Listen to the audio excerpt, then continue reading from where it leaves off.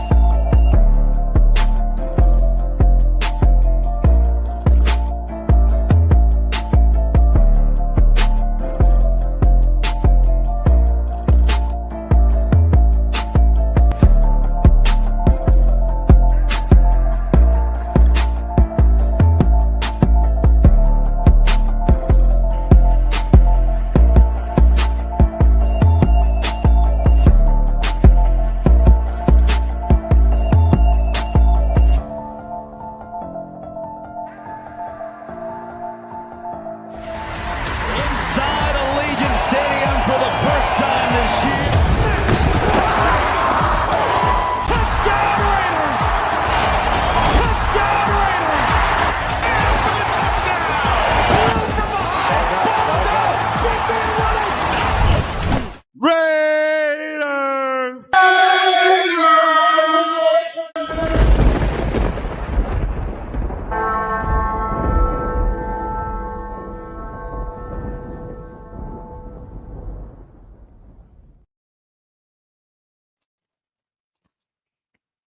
Yo, what's the deal, nation? Salute to everyone already here. Welcome to the post game reaction show. Therapy session has now begun. So get whatever you need to get to go ahead and get your mind right. Y'all know how we gonna do on this post game reaction show, Just Raiders baby style. We gonna get right. We gonna get right. But salute to everyone already here and everyone pulling up. Man, this was just a god awful game. I don't think there's any other words that you can go ahead and put it. But really quick, before we go ahead and tap into it, let me go ahead and acknowledge chat. Salute to everyone in the building. If you guys are new, make sure you guys done so. Hit that subscribe button on your boy Jay Raider. Salute to everyone. Hit that notification. Anytime news goes down, I go on. You don't want to be left out in the dark. Plus, I got like 3 shows during the week on top of this one. So it's some fun shit to watch. So make sure you guys go ahead and pull up to that one. Salute to everybody in the building. All right, let's go ahead and acknowledge the chat real quick. Salute to my guy Robert Pena in the building. He's like, Gino fucking sucks. Well, no garbage can sign. There you go. That's what's up.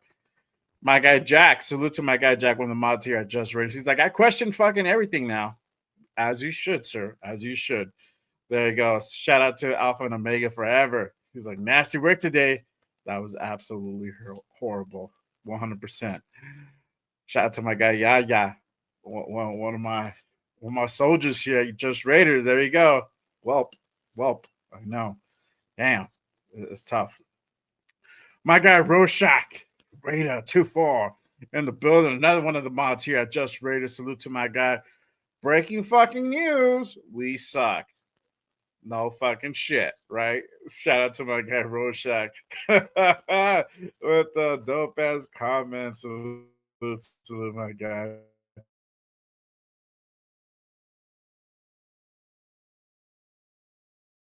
Hold on. Let's come on. You can do it. There we go.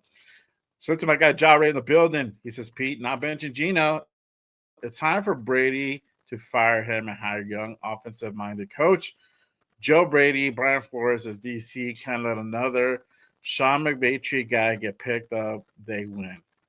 There you go. All right. We gonna let all this shit out. So hey, there's no comment. I might not agree with your comment, but there's no comment that is not wrong at this point in fucking time. So bring it in, guys. Bring it in. This is much my show. This is much your show that is my show. There you go. So salute to everyone. Let's see here. Hey, thank you, bro. Appreciate you. Salute to John in the building. Appreciate you. Salute, my guy. Appreciate you pulling up. Raider Paul in the building already with a. But he's saying we suck. He ain't wrong. He ain't wrong. He ain't wrong. Shout out to my guy Billy Davis in the building. Salute, my guy. Appreciate you tapping in. Salute, salute. All right. Let me see. Make sure I don't miss anybody else. All right. Cool. Let's go ahead and get into it, y'all. But I got a special guest rocking with me today. Post game reaction show. I had to bring in a special guest to go ahead and really conduct this therapy session for today because man, this one even fucking hurt more than the one from 2 weeks ago. Jesus Christ, it's like they're not getting any better. They're not getting any better. Really quick, let me go ahead and bring out my guy, none other than Raider Will in the building. Salute, my guy. Appreciate you pulling up and tapping in. What's good, my guy? How are you? First off, how are you feeling? Are you okay? And are you in a safe place? And do I need to call somebody for you? Bro, call everybody. Call 911. Call the paramedics. Call the Air Force. Call the Army. Call the Space Force. The Raiders need you.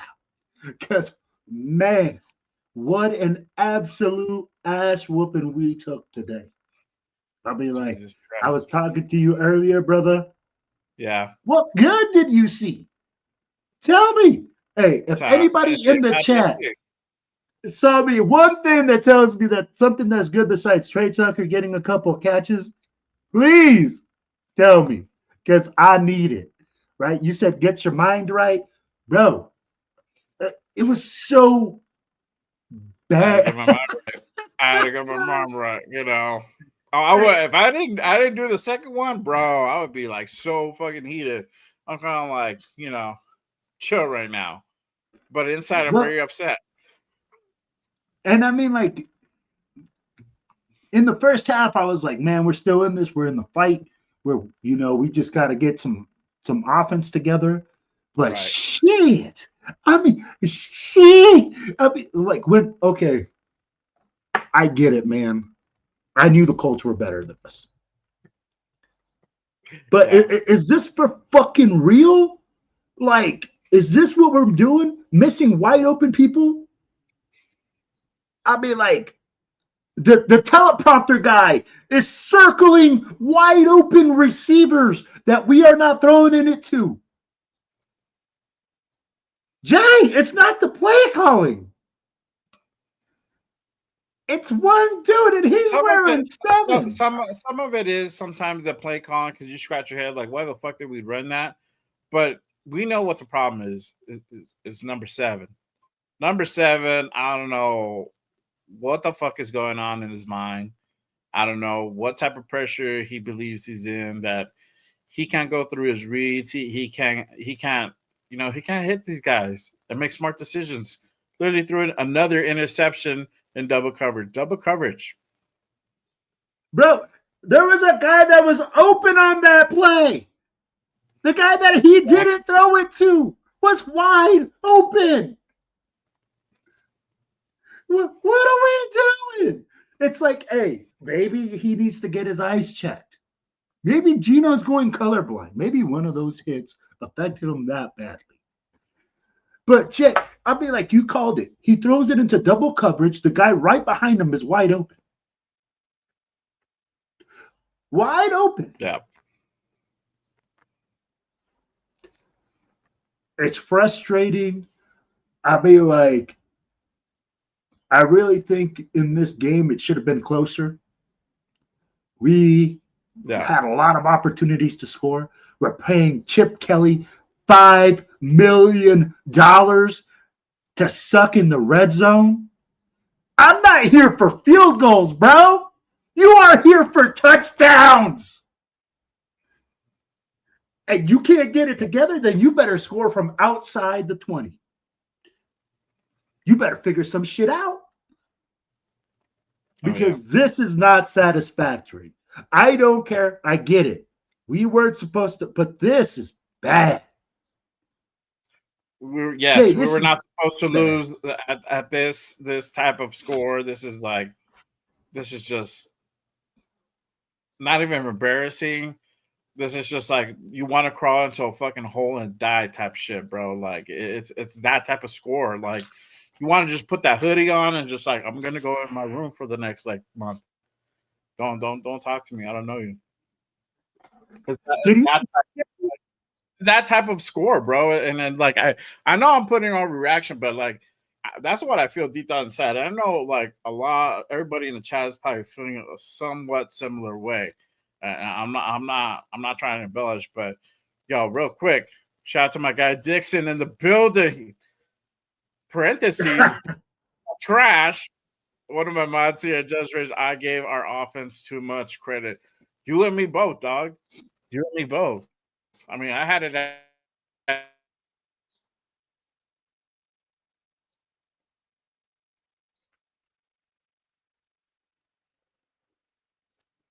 I don't know, man. It's just hard to it's just hard to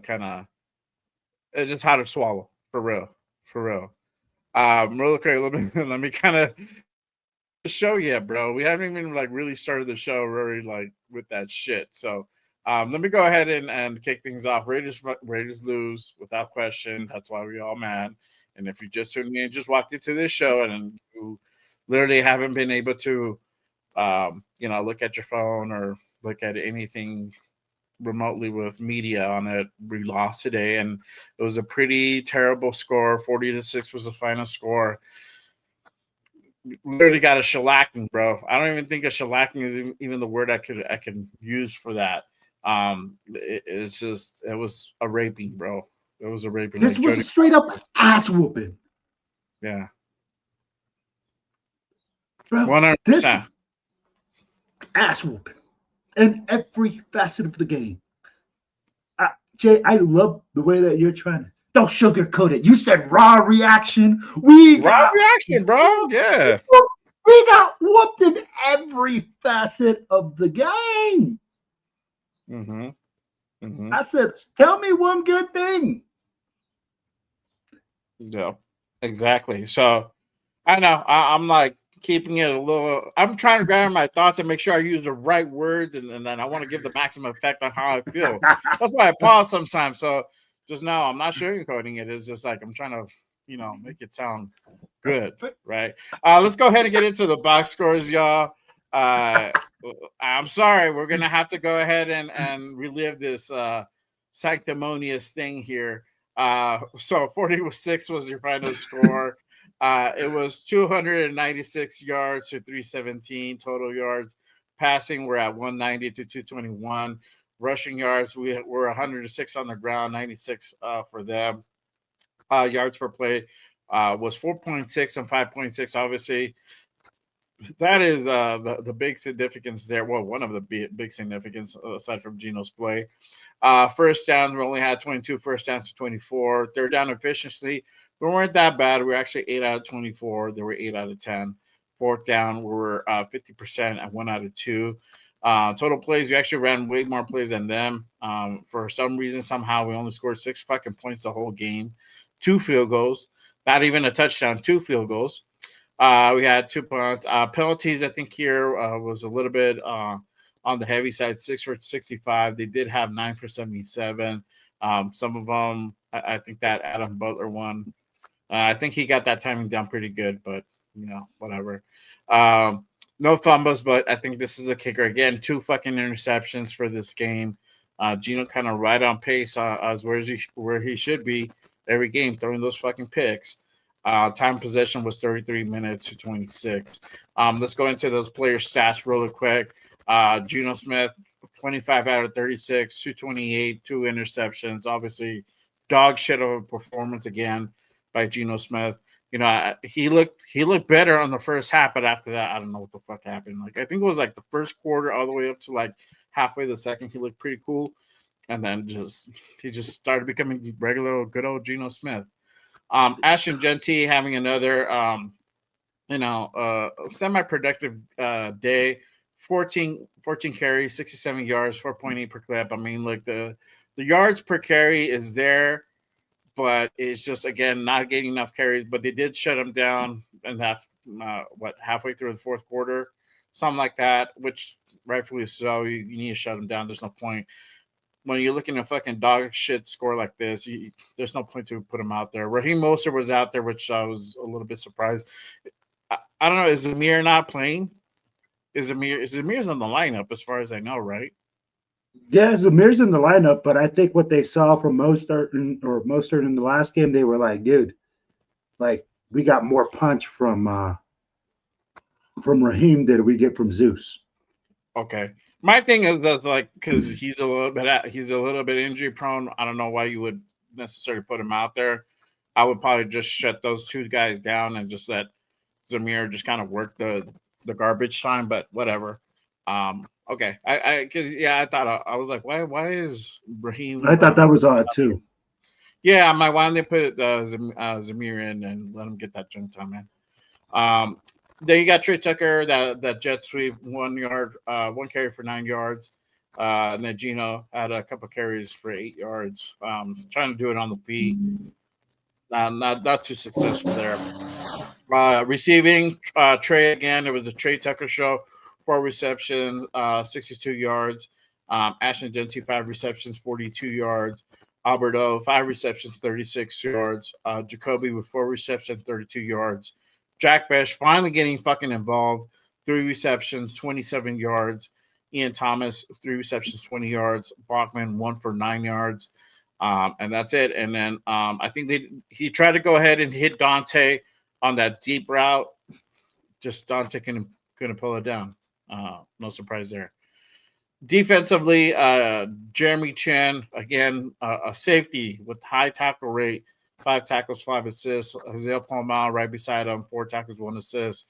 So whenever you have your safeties having those high, leading the tackle section, that's a little bit cause for concern, right? So either they're getting penetration or getting cooked in the field. So it looks like it was a little bit of both for sure.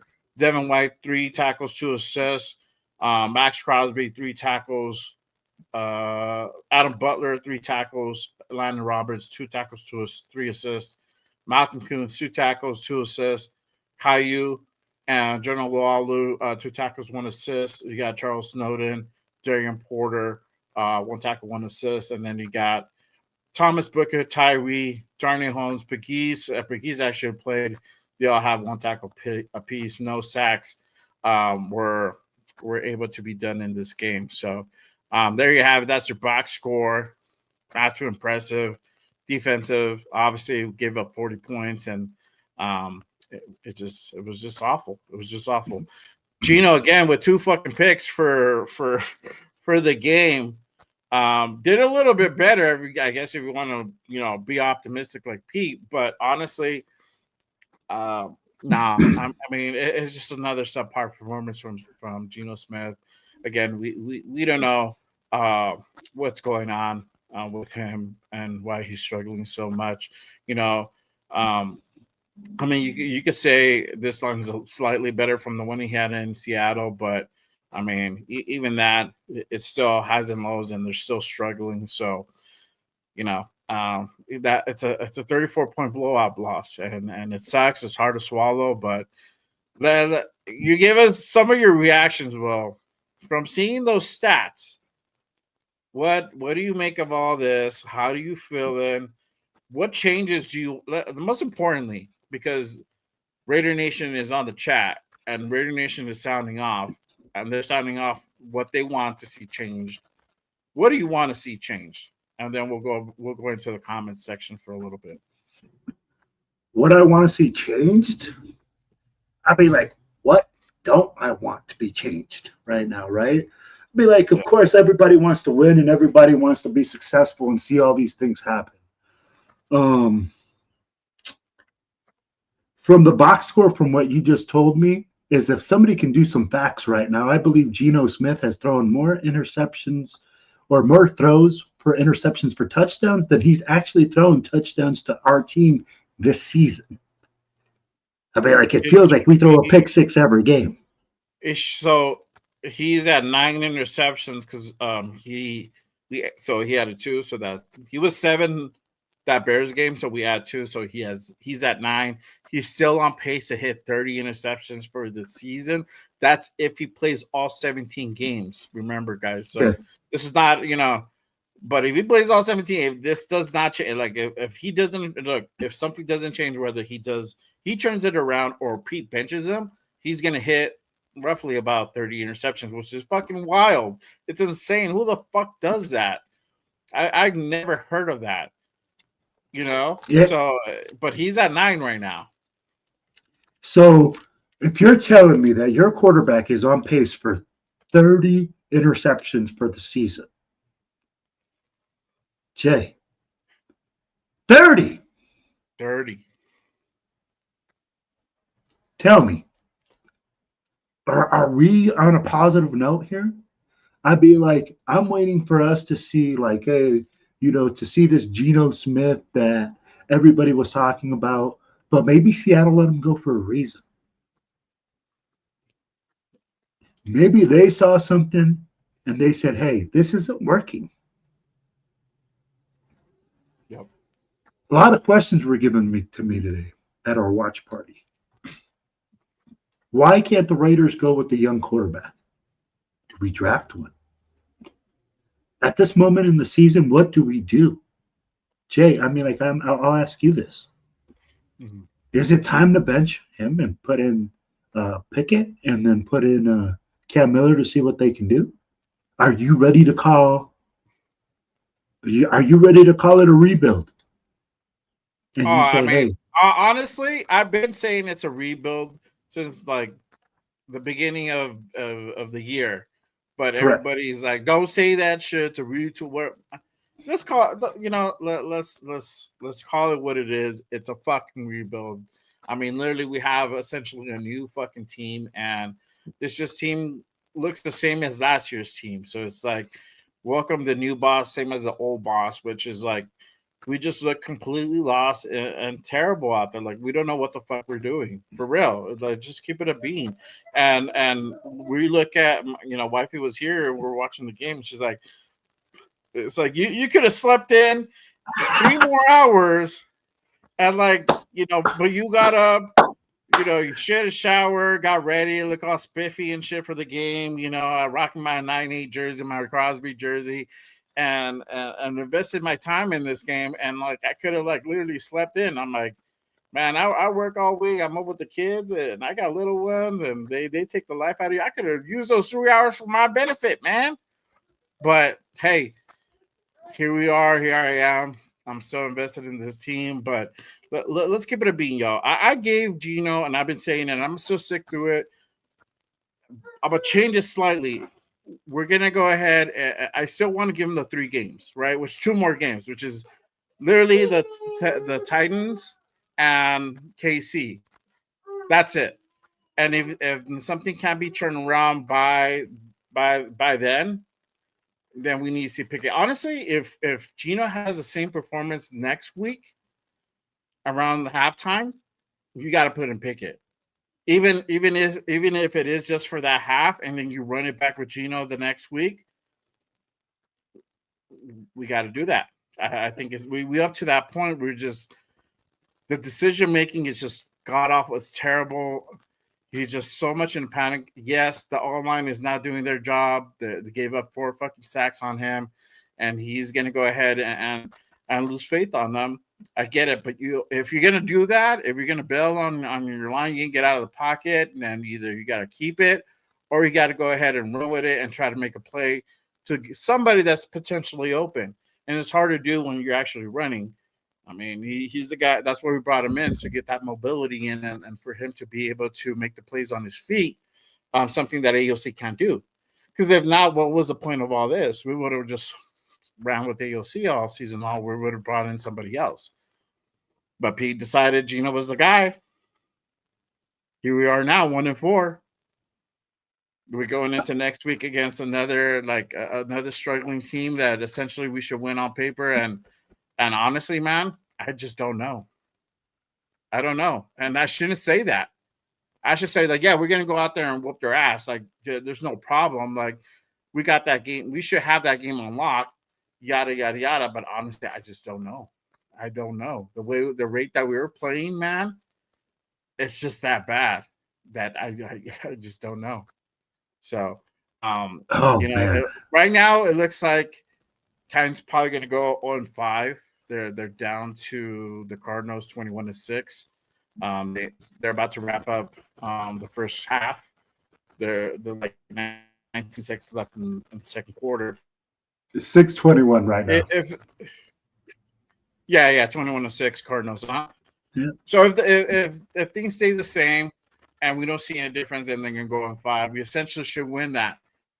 But I feel like even if they do lose that, it's gonna be a close game. It shouldn't be. Like, we should, with the talent that we got on this fucking team, we shouldn't be struggling like this. We shouldn't. Tell me why. Tell me why are we struggling? Someone want to do that. That's having a struggle like that. That's Geno Smith. So right now, man, I'm a hit you like this. This is how I feel as a Raiders fan, right? I'm in an abusive relationship with the Raiders. I think to myself, guys, I go, why? Why? Why do I do this to myself? Yo, every single week, man, this is just crazy. To think that we're gonna sit there with Geno Smith. Yeah. I'll be like, dude, it's like going back to the girlfriend that beats you. And she just kicks your ass. And then you go back like a little lost puppy dog on Monday. Yeah, I still love you. Just don't throw the chancla at me. All right. And she loves you all throughout the week. She loves you up. She's giving you besitos. She's making you feel good. And then Sunday comes around. Bro, she just punches you in the fucking balls. Oh, yeah. I'll be like, right now, that's what I feel like with the Raiders. And I mean, like, and I feel like with the Raiders quarterback situation. People came up and they were telling me at the beginning of the season, Geno Smith is the answer. Geno Smith's going to be great. He has these numbers indoors. He won in Seattle. He was successful here. He's done this. We brought in Chip Kelly. We paid him $5 million. We're going to do this. Man, in the chat, they already said it. Chip Kelly was hiding his face. Chip Kelly was struggling, bro. Oh, yeah. So I love, Jay, what you're saying, to give Geno one more opportunity and to give him a couple more games. The frustrating part is, for Raider Nation, I'll tell you like this, is that there's nobody on the bench and nobody else on the team that we can like really look at and say that they are a valuable second that we can put in there and win right now. Because that's the only reason we say this, is that, hey, there's nobody back there. Who are we going to put in? Yep. You want to put in Pickett? Pickett's not a guaranteed winner. Cam Miller is a project. AOC, I don't know where he is on the depth chart because he's injured, still reserve, and he's going to be coming up, and tell me he's going to be doing better. So I get where you're coming from, but man, I just feel like I'm in an abusive relationship because I can't go anywhere. I don't have a second option, and this is frustrating. Exactly. Really quick, let's go ahead and go to the chat. Again, appreciate everyone pulling up and tapping in. If you guys haven't done so already, make sure you guys hit that like and subscribe button on both channels. On mine is Just Raiders, baby. And then you got Silver and Black Radio Podcast. Make sure you guys go ahead and tap into my guy, Will. He does the Notorious podcast with my guys, Tito Lanez, Raider Jeff, and then James from the Military Chaps. Yeah, remember, bro. James from the Military Chaps. Yeah, look at that, bro. There you go. All right. But let me go ahead and go to the chat. Shout out to my guy, Robert Ping, in the building. Robert's like, hey, I'm going to be fishing on Sundays from now on.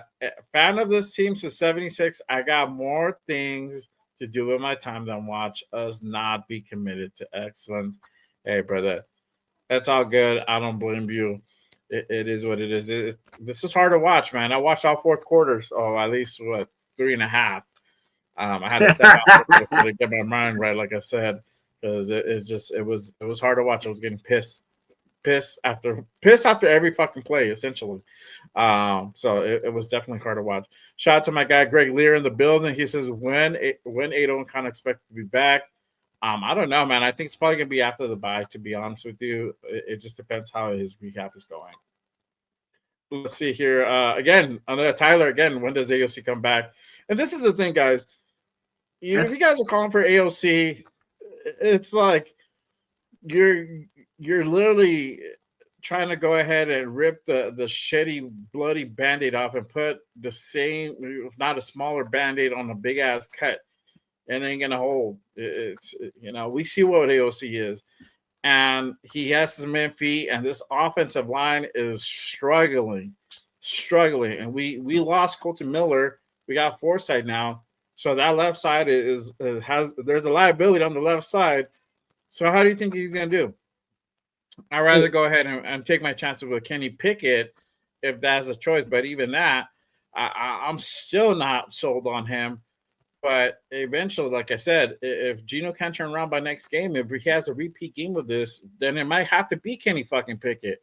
And this is the thing. Well, the reason why I say I'm not sold on Kenny Pickett, for one, this dude just got picked up just over a month ago, right? So he has about 5-6 weeks with us.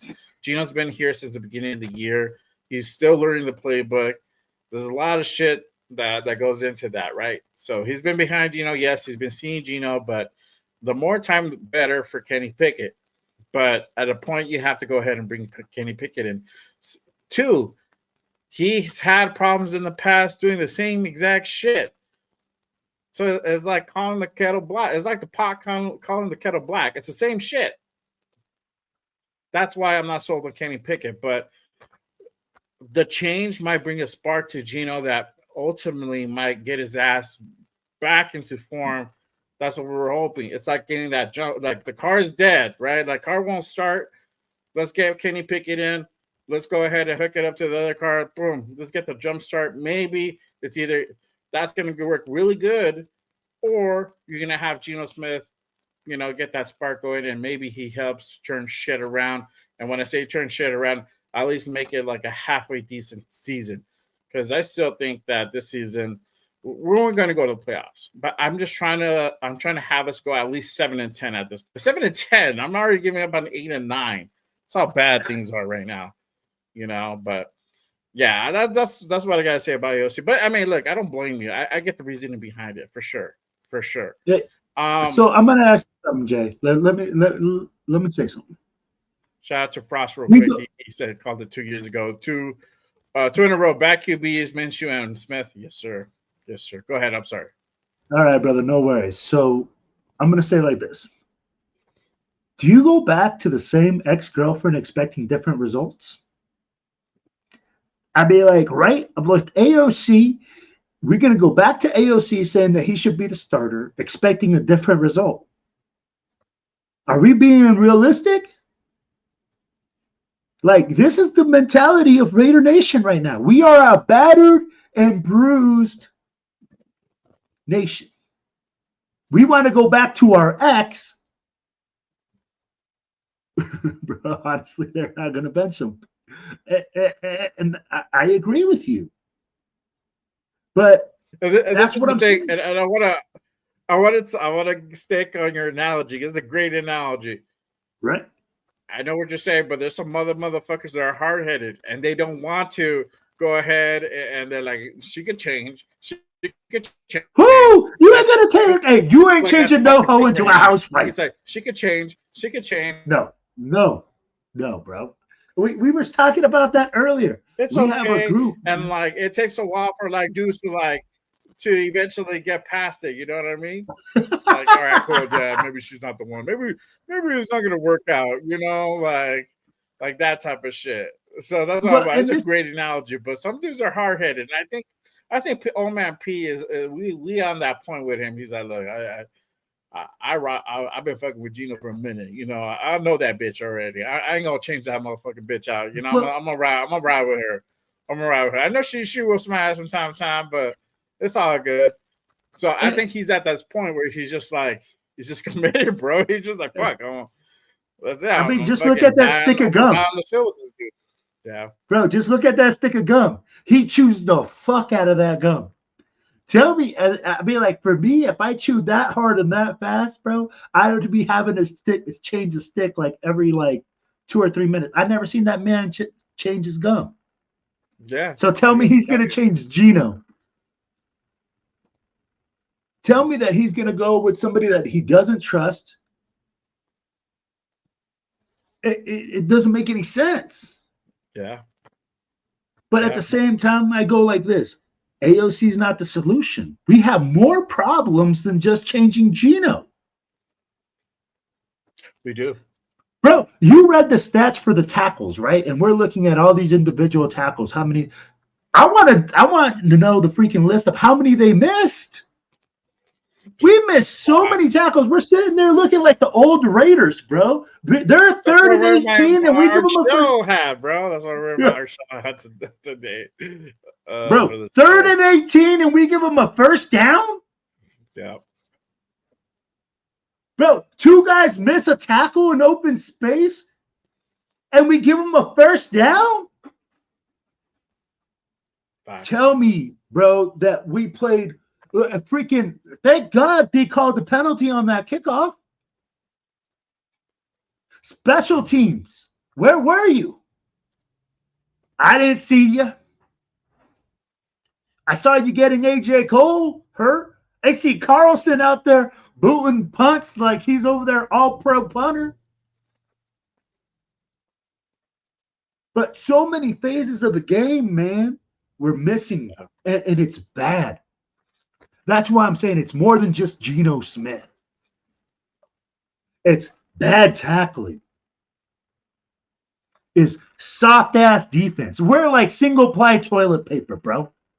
Oh, yeah. God forbid somebody take a shit because we're going to break through. And you get some shit on your hand. Shit on your hand, man. That we're fucking terrible on defense, bro. And I don't care what people say. Yeah, last game was last game. This game, we couldn't buy a tackle. Yeah, we gotta show out every game, and you could build momentum off the previous game, but you can rest on your laurels because of the last game. You know, and we knew that nickel is a liability. We knew that we're a little bit suspect on that run defense and the show today. You know, they literally just fucking dominated us. Us turning the ball over and us not being able to convert, in red zone situations also killed us. You know, and I it's just kind of like beating the dead horse now. We're kind of beating the dead horse because we knew all the problems lie, and this is the shit about this season. We didn't address the offensive line. We didn't go out and get, a premier defensive back. The guy that we had, which was pretty cool, Ja'Cory Bennett, we went ahead and traded away, for Thomas Booker. Thomas Booker's been playing cool, but I haven't been like, oh my God, wow. And I don't expect to be at the same caliber as Christian Wilkins. That's a whole different other level. But at least somebody who can go ahead and come in and help to make an impact as well.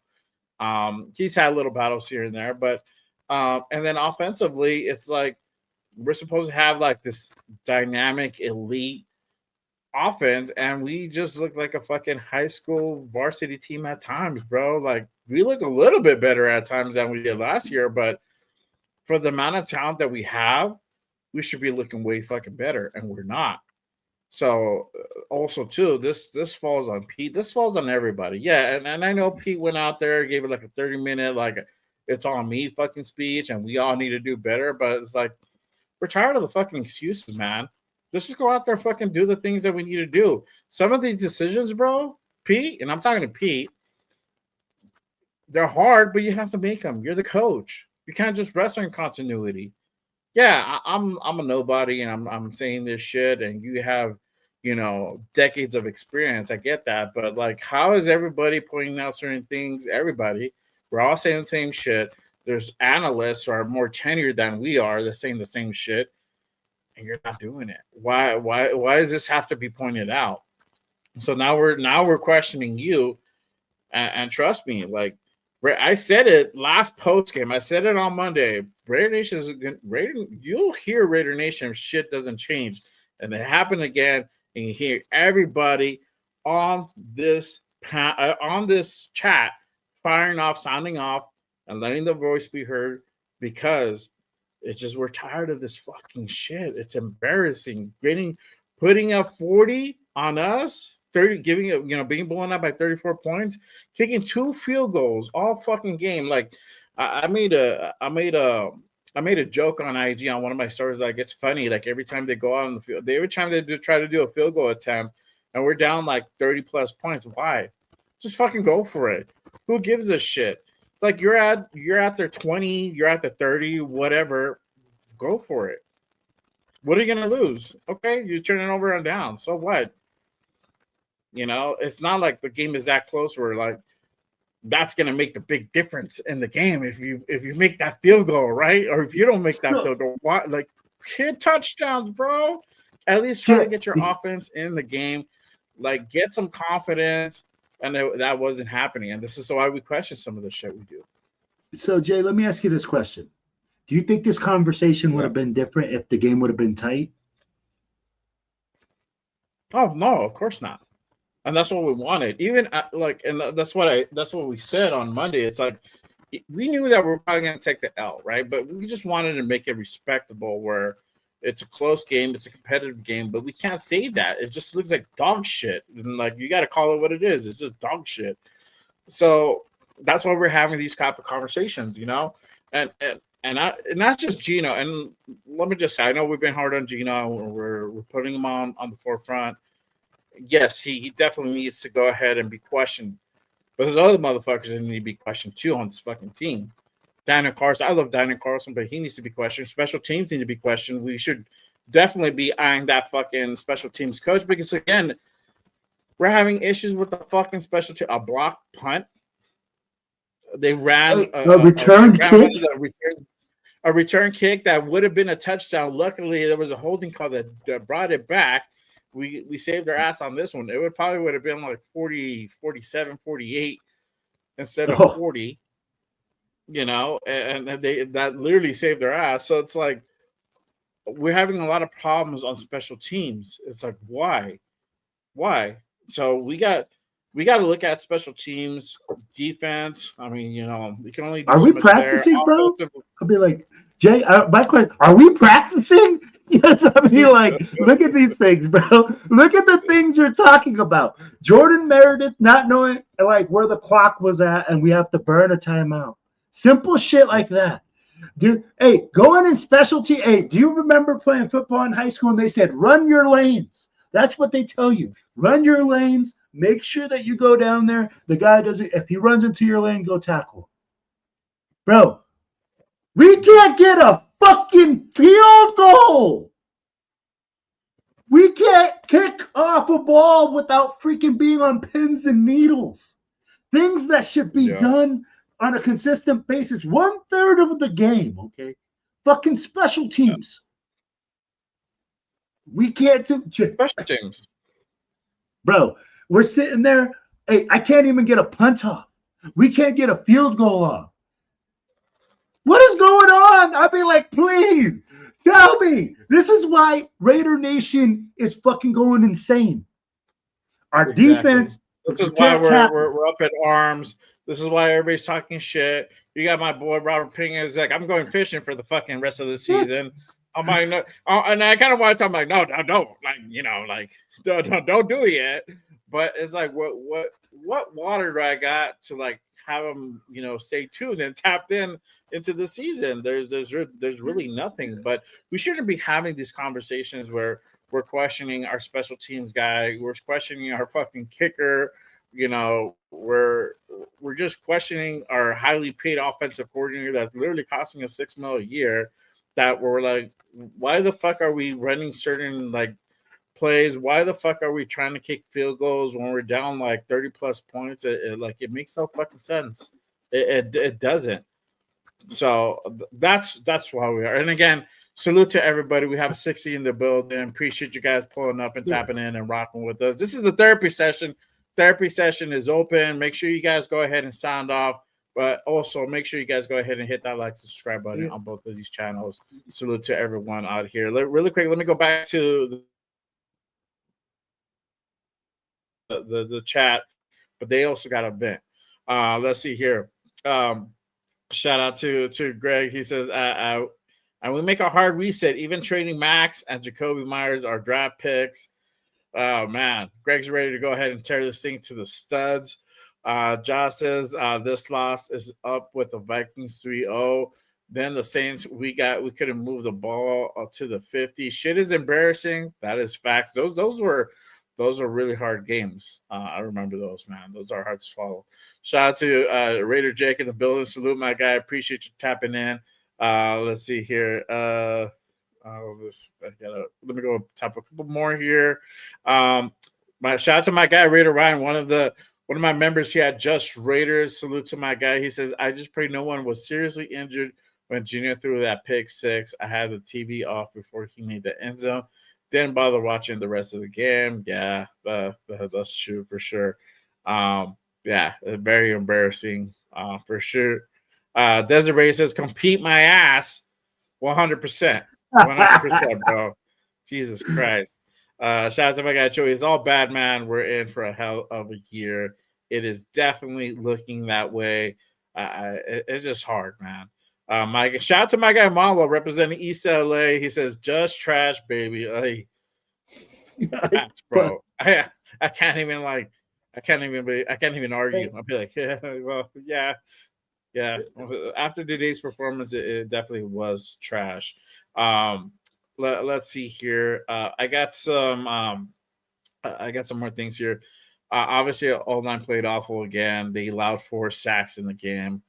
What was just terrible, bro. We regressed. We regressed and just gave up those sacks, man. And I knew this shit was also going to potentially happen with Forsyth in the lineup. There was obviously there were some plays that you're like, fuck, man, what are we doing? What are we doing? Defense gives up 40 again. It's just tough all around, man. I don't know. Look, we all know this shit. We all know that they should shift guys around. They should put JPJ at center. They should bring in, certain guys that come in. Caleb Rogers was another scratch earlier today. I was looking at that in the morning. So I mean that's one of the guys that we talked about potentially having them come in, bring in Alex. Yeah, if you don't want to go, if you're so hell bent on not playing JPJ at center, all right, great. Shift your guy to the left, and then put Parham at right, or put Capper at right, and let him go to work. I bet you if a move like that was made, we would not give up 4 sacks. It wouldn't be great, but it will look slightly better. I don't know. That's my take. Okay. And they're still trying to understand the whole zone blocking thing, and at times they look like they get it, sometimes they don't. And I see Meredith where he missed that. I think it was a holding call. He had a hold to do because he's like, fuck. He double teamed and then he missed the guy. He had to like grab him last minute to go ahead and just kind of. He's terrible. And here's the thing. I love you, Jay, but that's more than one fucking problem up front, right? Like we fucking suck. Like like our offensive line is terrible. I don't care. Like if we put JPJ at center, then who's gonna fill that right guard spot? If we put that our freaking left tackle Forsythe, bro, who are you blocking? DJ Glaze. I saw a play. We're running up, man. Freaking huge hole. He's leading the way. He fucking stops. He stops and starts looking for who to block. I'm like, bro, just block somebody. Look for somebody with the opposite side of color and go hit them. That is your job. Jetty is like running in the hole and look like, what the fuck? This big ass motherfucker's right here just looking for somebody. Mm-hmm. We are a shit show up front. 100%. The small things. I'll be like, Jordan, you don't know where the play clock's at? You are a professional football player, and you're playing center in the NFL. And you don't know where the play clock is at? Bro. That was like, what the fuck, bro? Gino had to point that shit out. I'm like, you got out there and warmed up. They warm up in the field. That's the first thing you spot as a lineman, as a center. Like, okay, where the play clock's here. All right, cool. I got to make sure I keep my eye on like that there every time, or I got to look at the board or whatever. Like if I can't see because there's a bunch of dudes like on top of me or whatever, like in front of me, and I can't see.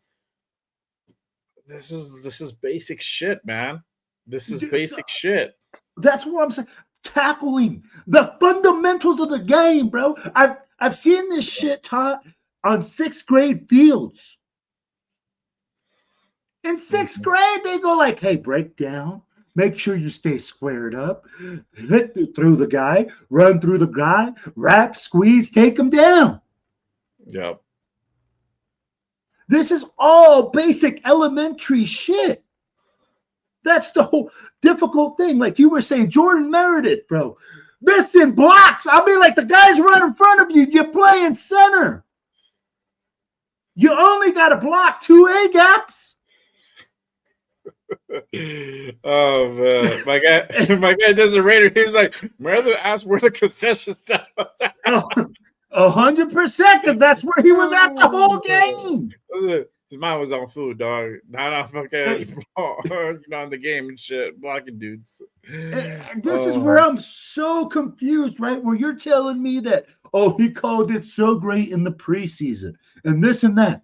But this is what you're showing me in the fucking season? Come on, bro. This isn't what we're looking for, man. Yeah. This is why Raider Nation is pissed off. Because little detailed shit like that should already be done. This is week 4 of the season, and we look like a fucking 3rd grade team. I know. I boasted him up a little bit to high school varsity. They go 3rd grade. You talk about peewees, dog. Well, that's the basic stuff that we're missing, Jay. Look at it. We special teams. Well, you don't know who to block? You don't know that, bro. Who's 80? I forget. Our tight end, our 3rd string tight end. Ian Thomas. Ian Thomas, bro. On the AJ Cole got hurt because Ian Thomas doesn't know how to block the edge. There you go. Just yep. Yeah, that's what we got is Jets Gino right now. Yep. 100%. Exactly. But like I said, little stuff like that, bro, is what's killing us. Guys missing blocks. I'd be coming in completely unblocked last week. This week, Ian Thomas, my mom could have thrown a better block. You and I should have signed up. Pay us $6 million. I can whip on a block. I'll be at a league next minimum. Week. I'll do it. There you go. Pay me the league minimum. Right now, yeah.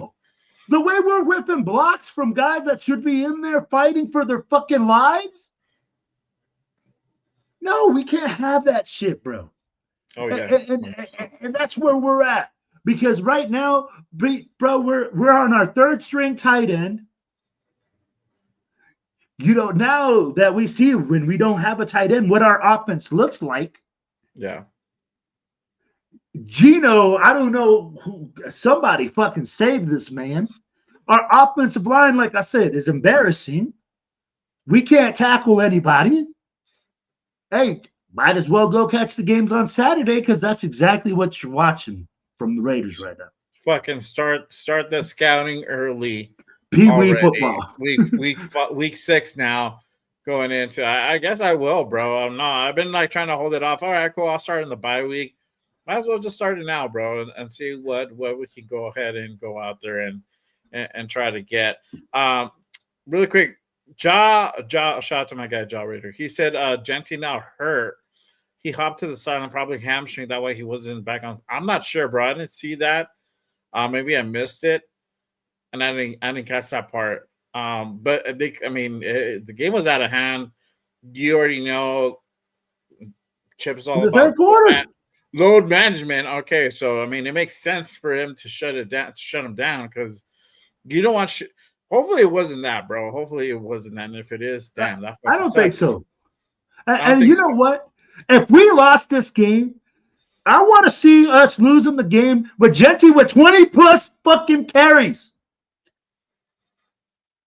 When are we going to see 20 plus carries out of Genty? We only had it in the Bears game. That's it. This is what you waste a 6th-round draft pick for? Don't give me the no crap about load management. We are way past this. Geno Smith's not the guy. So why are we not pounding the rock? The formula to winning for the Raiders consists of pounding the rock, playing good defense, and we don't do shit. We don't do any of those phases right. So tell me how that's going to work out for us. Exactly. We look like dog shit. We do. We look like hot dog water, and it's just tough to watch for sure. My guy Raider Nation 510. He says, look like we tagging again. Damn already, dog. He's already throwing in the towel. Okay, dog. That's all good. Shout out to my guy James Fruit Pro in the building. Here you go with the Raiders. I'm still Raiders, bro. Even despite this fucking loss. Yep. Raiders to the day I die. Shout out to my guy James in the building. He says, why wasn't Geno benched and at least see what animals can do? That's what I'm saying, dog. That's I think there could have been a garbage time for Kenny Pickett. And then at least you would have seen something Kenny Pickett. And I think Pete's trying to really control this fucking narrative. And he really is trying to avoid Kenny coming in because Geno's his guy. Because imagine, let's take a what-if scenario real quick, everyone. Gather around. What if they would have put Kenny Pickett in with like 8 minutes to go and left in the game, right? You give him full 8 minutes, see what he can do, right? Give him some garbage time. Games like I think they're already at 40 at that point. Imagine if Kenny Pickett would have scored like 2 fucking touchdowns and like no interceptions in that game. Do you think this chat, as bad as they're calling for Geno's head and saying he's trash and all this shit, imagine the roar we would have got of the amount of people calling for Kenny Pickett to start next Sunday in Vegas versus the Titans. Everybody would have been saying that shit. But it's like I feel like Pete's trying to really control this narrative and like, hey, this is our guy. We're gonna rock with him. Yada yada. He's gonna turn around. It's like, all right, dog. We need to come to that Jesus moment. How many times does it have to be pointed out by the score, by the performance of the team, by the performance of this offense that changes need to be made? And you just sticking with what you feel in your heart to hearts is the best decision is not going to get it done. I'm sorry. It's not. It's a different game. And we're seeing that. It's not easy to coach the Raiders. It's not made for everybody. That's why we've had the history we've had with coaching staff over the last 20 years, even longer than that. It's for a reason. And like the dudes who can figure it out, they stay. And even that, they only stay for a little while. So Pete, I know you're here for only like a few years, but something has to happen. Hopefully that come to Jesus moment is it. This is it. And you're able to go ahead and recognize the things that are going wrong in this team. And you're, like you said, you're going to make the proper judgments. Okay, great. Let's see it on the field. Enough with the excuses. Let's get it done. I think we're at that point. I think we're at that point for sure. I think it's like this, right? You're saying, hey, we talked about it last week. How many games does Geno have? Right? We said 2 games. I said 2 games. This game number 1. Right. After next week, and I'll be like, got Titans week, right? Titans week's upcoming. Yeah, so Titans is Titan next week, and then you got KC, then it's the bye. If we can't get it together by the Titans week, then why are we waiting till the bye? I'd be like, if Geno's not your guy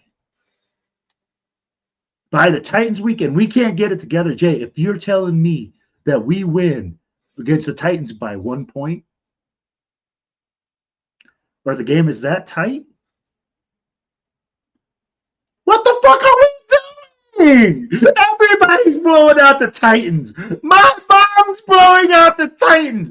I mean, like everybody that lines up against, you can line up a college football team and blow out the Titans right now. Yeah. So we better have something next week that we show that we come out so dominant, so good that it gives us hope for Casey. Yeah. We need to be strong at least, at the bare minimum.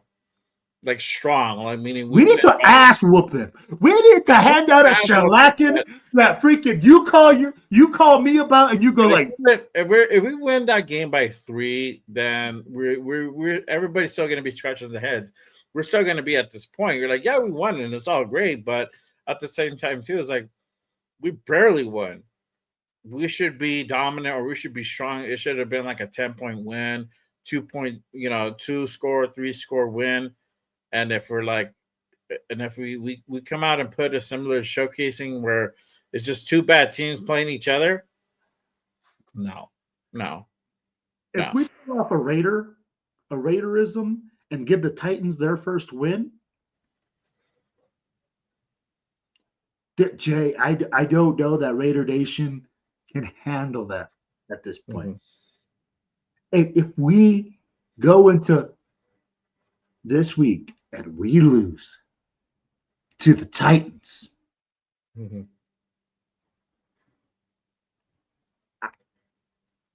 Bro, I don't even think we'll get 3 wins. Yeah. And that's the sad part, right? Look at what we're losing to the freaking Titans. This is what the Raiders do. Game you were supposed to win, we lose. And that's the tough thing to look at right now. I mean, like, I don't even know, man. It's just bad. It's just bad. Shout out to my guy, Jolly. He says Tom Brady might step in and do something. I hope so, bro. Me too. I hope he gets his old ass out the booth. Yeah, bro. I agree. If we lose to the Titans, that's the marker that it's just nothing's gonna change, and then we're just gonna have a dog shit year, and it's another 4-13 season. I wanted to say this in the show because I thought about it during when I was watching this mess of a game. There was a prediction that happened right before the season started that they had us going 5-12 for the season, and a lot of Raider Nation was up in arms, like, well, nah, fuck that, it's bullshit, like we always do. And then once we take off our Raider goggles, like we are now, it's like, oh shit, this guy might be fucking right. He might know what the fuck they're talking about, and it's kind of really looking that way. It's looking like a 5-12 season. Again, my magic number was always 8 and 9. At this point, if we can go ahead and at least reach 7 wins, I'm cool with that. I'll walk away. I'll be like, all right, we can build off of this season. But if we get 7 wins, I'm throwing a fucking party at the end of the year. I'm excited. If we get 7 wins right now, Chad, woo! Let's go for next season. Because right now, man, we're looking like a 3 to 4 win team. Mm-hmm. We're looking like, hey, who are we drafting in the first round again, bro? Oh, I think we the 5th. And again, in Raider fashion, we would draft just high enough not to be able to get a quarterback. Yeah. Yeah, and that's the thing. And, we should have went out for a quarterback early in the rounds, and we didn't. We decided we're good with Geno, and we decided to go ahead and invest somebody in the 6th round, which we saw anybody who catch preseason knows that he needs a lot of work. This kid is nowhere near ready. So we're kind of like, we're stuck with Geno. AOC went down. All right, cool, whatever. It is what it is.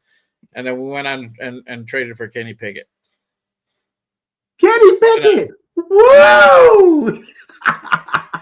That Right. doesn't. We believe in Kenny Pickett. He's like AOC but better. He's more mobile and what I don't know whatever the fuck Pete said. I'm like, okay, cool. And you know what? Somebody said it earlier. Maybe Pete is, getting a little old and he's seeing stuff and getting a little dementia or something like that. But at the same time, I go like, man, we didn't make any exciting moves at one of the biggest key positions that we needed. Right. And everybody was trying to throw Geno stats and tell me that Geno was going to come in and be efficient and do all these things. There you go. Yeah. We didn't. Pretty good. And yeah, at least but at the same time, I go like, we keep going back to the same shit, man. We keep freaking going back to the well that we want to recover somebody else's career, that this guy has been a has-been. Now come to Raider Nation and we're going to make you great. Yeah. Fuck that! When you don't invest in your offensive line, no. You can't do shit. I mean, like, we have to build the right way. And Spytech was talking about building the right way. Then we're drafting wide receivers that are barely getting any reps in the second round. Our offensive linemen that we need right now, we didn't draft in earlier rounds that those guys would have been starters. You're right, GeoMax. Shout out to my guy GeoMax in the building. Thank God for the Dodgers. 100%.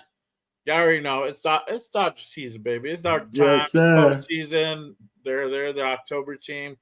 We're gonna run it back. It might be another Dodgers versus Yankees World Series. You don't know. Dodgers going out to Philly and fucking stealing that shit. Just stole that shit out because it was like 2-3 at one point. I'm like, fuck, man, these guys aren't gonna win. They're gonna lose this one. They went out and won it. So shout out to the Dodgers, man. But yeah, GeoMax with that. Thanks for the Dodgers. Yeah, 100%, my guy. And GeoMax, we agree with you that it takes more than 1 year to build the franchise. Yeah. The one thing that we're talking about is just the frustration right now with the struggles that we see.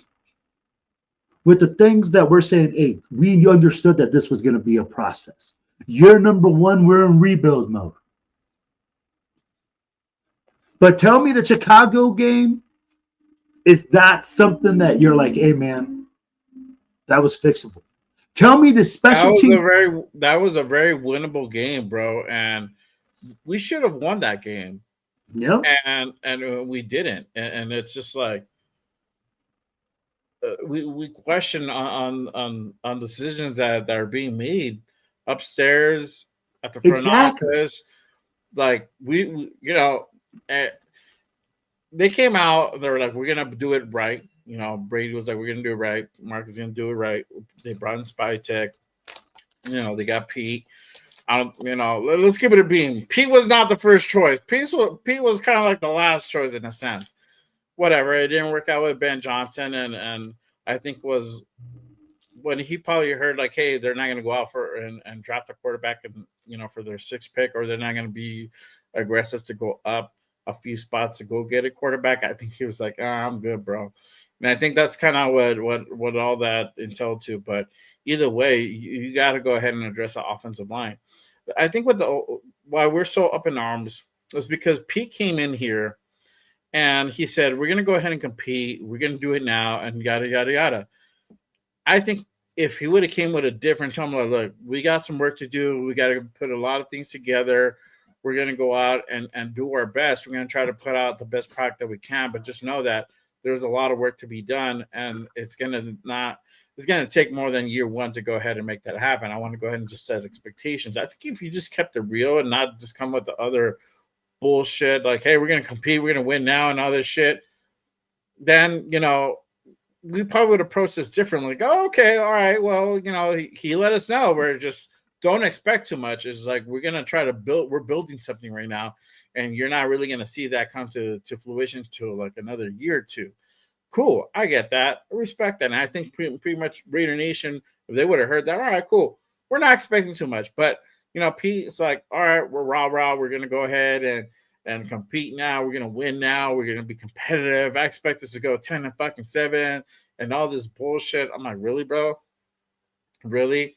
When he said that, and the way that at that point in the off season, we didn't go out and get anything as far as I think we had just gotten Kappa, and that Kappa signing, nobody liked that fucking signing. It was like, bro, we could have got Mekhi Becton back in March, and we didn't. We shut the bed, and for whatever reason, you guys didn't want to fucking do that. All right, cool. We didn't get anybody defensively. We didn't go out and get a wide receiver, a number one wide receiver, right? And there was dudes available that you could have got out and got wide receivers for. We didn't, and we got all these like, uh, B-list guys, like all this depth, which I get. That's cool, but if you want to be competitive, you can't just go for that. It has to be something more for that. You have to have certain key pieces that's going to go ahead and give you that slight edge that you can go ahead and count on. I mean, I get it.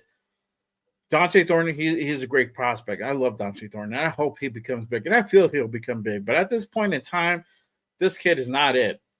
He tried to go up for that shot and try to expect him to go ahead and come down with it. He literally didn't go up and contest the ball. He let it drop in his hands, and then obviously the defender was right on him. And when he didn't make that catch. I wasn't surprised. I was like, oh, come on, bro. Like, what you expect, dog? He's a rookie. He makes rookie mistakes. He like, and it hit him in the hands. It hit him in the hands, bro. It hit him, and you're right. So ask me. So like Jay, you keep going back to it, right? Right. So you said, hey, we have these big key situations. You put rookies in there, and they're not performing. You want to see them perform. But why is Beck not in there? He's your second rounder. Why are you not throwing the vertical to him? Yeah. It's just because he can't get downfield that fast. He's not that fast. He's like, I think his 40 is like a 4.56, I believe. I'm not sure. I get what you're saying. He's slower. He's slower than that. He's not that slow, but he's slower. And I'm like, okay, cool. But you like, let's go to your point. You put Beck on that route. He goes up and makes that catch, or he goes up and try to jump and contest that catch. Yes. Right. Then instead of letting just like, let him drop. Go for a pass interference, bro. That's what an experienced guy does, right? A guy with more experience, he goes like, hey, you know what? I'm going to jump into this guy. He's running full speed. I'm just going to jump into him, see if I can't get a PI call. Mm-hmm. Or try to make the play. Yeah, or try to make the play, yeah. But you're going to your 5th round pick? What sense does that make? Like, this is where I'm like, hey, I get we don't have guys with speed. Like, we're not all accessible. All our guys weren't there. But it's difficult to see us going through these struggles and, like you said, doing stuff that don't make sense. Mm-hmm. Putting guys in positions where they can't win. Tell me one moment that you felt that Horton was going to make that catch. Yeah. No, and at any point, like, I would have been surprised if he would have caught it. I would have been like, oh, yeah, cool. Like, he caught it. But, well, he didn't. So I was like, okay. And this is where we go like, man, there's a lot of frustration with things that are being done, with our inefficiency in the red zone.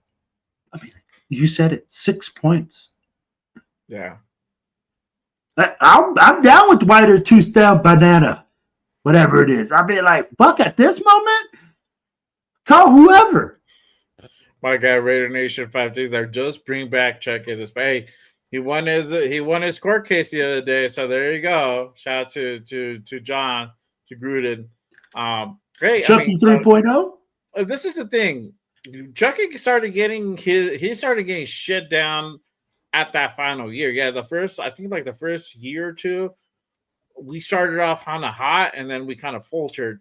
And that third year, we started getting shit going. I mean, obviously we went to the playoffs, but I mean, look, I always liked John Gruden. Do I think he comes back? I don't know, man. do it. Like, I'll be surprised if like the third time's a charm bullshit pops up with it. We're bringing back John Gruden. I'm like, oh fuck, okay, I guess we're doing that. Cool, but I think at this point in time, I think we just need a fresh face, a young face that's kind of is going to be an innovator. I don't know if Pete's going to be the guy. Right now, I think everybody's questioning Chip's play calling especially on certain situations. Where like that 3rd and 1. Okay, so that 3rd and 1, and then we run it back on 4th and 1 with the same fucking play. Like, why? Like, it would have been cool if you would have done 4th and 1 and play action, and then you got somebody open, right? You would have sold that. Because you so basic all year long that you're just doing the same shit over and over, you would have definitely would have converted. So basic, Jay. Basic. You said it. Use this play to set the other play up. Mm-hmm. We can't even do that. We want to do the same thing and be like, okay, hey, you know what? I go to my boys and I'm like, oh, it's 4th and 1. I see Gino keeps making the adjustment to the QB sneak. He keeps making it. Yep. They're going to adjust and we're not going to get it. Oh, guess what they do? They load up the middle, and what does Geno Smith still do? Oh, we're going to call the QB sneak right up the middle. Oh, man. Shout out to old Phil Rader. He's like, we have Joe Biden. Yeah. Let's see that as a point. Damn, bro. Oh, man, that's funny. But, I mean, like, it makes no sense. And that's not on Pete, though. That's on Chip Kelly. Chip Kelly's becoming predictable. He got this little jet motion run to the outside going, and he's been using it now, quite frequently. Mm-hmm. But I'm like, dude, here's the thing. I get there's some plays that are going to work, but you have to have some sort of innovation. I don't give a fuck, dude. You're getting paid $6 million. This man is getting paid $6 million. I can put that product out there for a minimum. It's just like, really, it's bad, man. The freaking product is bad, and it's a product of their coaching. I don't give a fuck right now. Mm-hmm. Yeah, it's about their coaching. It's not about the players. I'm tired of saying, oh, you know what? It's crazy to see all these players have success when they go somewhere else. Yeah. All of a sudden, all these Raiders players become good, win championships when they're not here. On a winning team. Yeah. They find success. They find all these things. And you're going to tell me that it's just because, oh, no, we don't have this. No, it's because we have bad coaching. We have bad drafting. And this is what we're getting right now. Because we didn't draft correctly, because we didn't get the right guys in place. And at the end of the day, again, we keep going back to it. Our offensive inefficiency is going back to what? Geno Smith throwing interceptions and bad play calling. That's where the offensive inefficiency is coming from. And defensive inefficiency is from bad tackling. The most basic shit. Like we said, 3rd grade shit. Yeah. 3rd grade shit. Yeah. And GeoMax, you're right. Bro, we shouldn't. It's dumb that we're talking about missed tackling in week 5. Dumb. Like, why? And you know what? And you know what, GeoMax? You're right. There's guys that are going wide open, that are running across the field wide open. We talked about it earlier.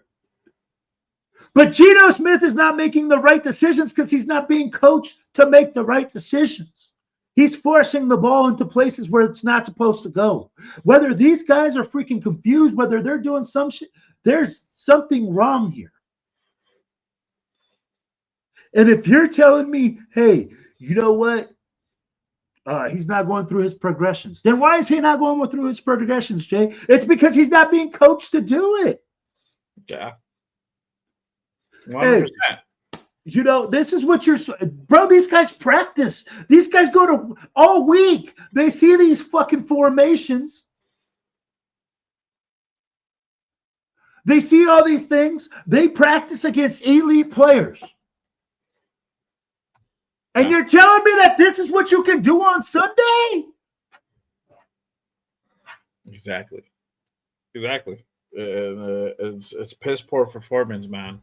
And it's I don't know. Pete trying to be positive and optimistic. Where we got to go back to work and we got to, make better decisions and enough excuses. Let's just get it fucking done. Put a good product on the field. If you're really about being competitive, you got to do the fucking right moves, man. Got to do it. And you got to bench Chino. Got to bench Chino, man. But Put I Besh out agree. there. Why are we not utilizing Besh? We should be utilizing Besh more. I'm not expecting this kid needs eight targets or 10 targets because it's because he wasn't utilized right in the beginning of the season. He's not at that point. He would be at this point if you would have utilized him correctly and started working him really in the rotation week 1, but we didn't. And this would be your third down situation guy. This would be your red zone guy because he could come through on those tough situations, right? So long, obviously, if he gets double teamed, that's hard. But if he's on a single coverage, he's gonna make that catch. You put it to him in a certain place that normally maybe like Dante Thornton can't make that catch or Trey Tucker can't make that catch. Jack Bash and Jacoby Myers can make those type of catches. You got to just make it catchable. That's it. You got to put it in somewhere where, like, okay, 100%. There's a shot. There's a shot to go ahead and utilize. This is the thing. I know that we didn't have Brock Bowers today. We didn't have Mike Mayer. Those are big blows, and I know that also contributes to the factor. But even with Brock out there, because we've had Brock out there, and it hasn't looked pretty, but this is a necessary must to go ahead and sit Brock till that knee gets to 100%. Because he said earlier in the week, he's like, I can't create separation with the knee. Still bothering me and whatnot. My Big Mike is still out of concussion, and that's scary stuff. So, that you have to take all the precautions there, right? But hopefully they're back by next week. And if not Big Mike, hopefully Big Mike is back by next week. Brock, if he sits out another week, I'm not mad at that. If he sits out until the Jaguar game, I'm cool with that. And me and Rundown talked about it yesterday on Good Morning Raiders with Simone Raider. Shout out to Simone Raider. Salute. Hey, this might be a situation where you might have to go ahead and shut down on Brock Bowers for the next 3-4 weeks to let him really rehab that knee right, so that way he can come back better than ever.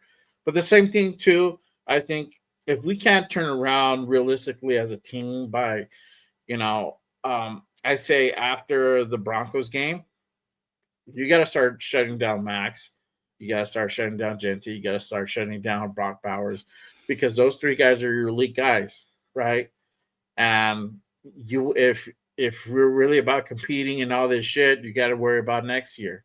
And you can't risk having a major injury plague them if you go out and try to, compete and try to make shit out of, make something out of shit. It's not going to work. So I think we're going to have to start talking about having those conversations pretty soon if this thing doesn't really turn around. And it sucks, bro.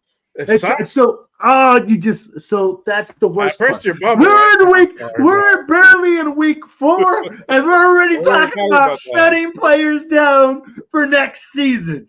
Yep. Oh, those are the sad truths this is the world that we live in, bro. We lived in a better world 4 weeks ago, and now this is the world we live in now, dog. Like, we talk about shutting down Brock Bowers. We're talking shutting down. No more. No buzz. Max Crosby, Ashton Genty. Oh my that's gosh. that's what we're talking about, and it's crazy, It's too for me. I don't even want to. So I'm like, all right, I get where you're coming from, right? But it's too early in the season. We still have to see. I mean, like, for me to completely I'm talking about after the Broncos Broncos game. So Broncos game, that's 4 games away. Okay, so are we losing all these next 4 games? Is that what you're saying? Is that when you shut them down, or how many of these games do you? If you don't split these next 4 games and go 2-2, you might have to start talking about that. We might have to start bringing that type of conversations. Like, when is it time to go ahead and shut down Max Crosby, and when was it time to shut down Brock Bowers, because he already got hurt at the beginning of the season. Like, I think Ja earlier said, like, he was limping off. Gentry was limping out the field. That's our number 6 overall pick. We got to preserve that guy. Either way, this guy can make it happen. You know, we're gonna fix this shit. Hopefully, we fix this shit next year, right? We can't. Hopefully, it becomes even better. You got to have those guys ready and healthy. So I get what you're saying. Jay. I love your optimism and I love it. But if we fucking shut down these motherfuckers right now, I'm not saying right now. Oh, not saying right now. I'm saying after the Bronco game. So let me pull up the schedule. I don't know offhand who's after the Broncos, but if we shut them, okay. So Jaguars, Cowboys, the Cowboy game or the Browns game. You can even wait till the Browns game because Browns they're not all that. Cowboy game. All right, cool. You put them in that Cowboy game because it's a home game. People are coming out. They're spending a lot of money. Cool. If they can't turn around by that game, you got what? 1, 2, 3, 4, 5, 6, 7. You got 7 games left in the season after that Cowboy game. Okay. Okay. So I get what you're saying. I get what you're saying. Right? I see. I'm just saying, like, when is it time to start having those conversations? I'm not saying let's do it. I'm just saying, when is the time to go ahead and start bringing that up? Fuck, man. That's a lot. For me, that's a little bit late, like a lot later in the season. It's too early in the season to really start trying to predict what's going to happen within the next couple games. I'd be like, I know a lot of Raider Nation right now is going to be like, we're fucking suck. We're terrible. So, you know. Let me ask you this. All right. So, okay, realistically, do you see us beating the Chiefs? No. And here's the thing. So let me ask you this. Hold on. Let me ask you this. Do you really see us beating the Broncos on that Thursday night game, going from playing the Jaguars on Sunday and then having to fly to Denver and going to play the Broncos like 4 or 5 days later? Because I'm going to be at that game, I want to say yes. And I usually but at the same time, like, do you really think that's going to happen? I fucking hate That's you. A tough game, bro. No, I don't see us. I'm going to tell you, I think the Broncos are a lot better team. They just beat Philadelphia. And they were fucking down. And this team, bro, like, they can move the rock. They're not like us. We're too inefficient. We got too many holes. But do I believe that if we stick to the process of the growing pains and everything like that we can get there? Yes. But we don't have our rookie QB. I think that's going to be part of the process, right? But again, I don't believe that we can beat them at home. No, they're a legit team. Mm-hmm. Okay. And then we go to bye week, right? Or what's the next game after that? So, so you got the Broncos on. Hold on, my bad. I skipped too far. Okay, so Jaguars on the 2nd, which I'll be at that game. You'll be at the Bronco game, which I don't think I'm gonna go to that one. I'll let you know if I do. Then you got like a little mini bye week. It's the 17th, so it's about 10 days away, 11 days after that game that we play at Allegiant versus the Cowboys. Yeah, so you literally got a full week off. You got like another bye on top of that, like a little mini bye or whatever, right? You got and then you got to play the Cowboys again. I can see us beating the Jags. I know the Jags are pretty hot. I can see us beating the Jags. Me too. And fuck, I hate the Cowboys, bro. Me too. Like, I just don't like their team. I don't know what it is. I don't like their swagger. I don't like their gear.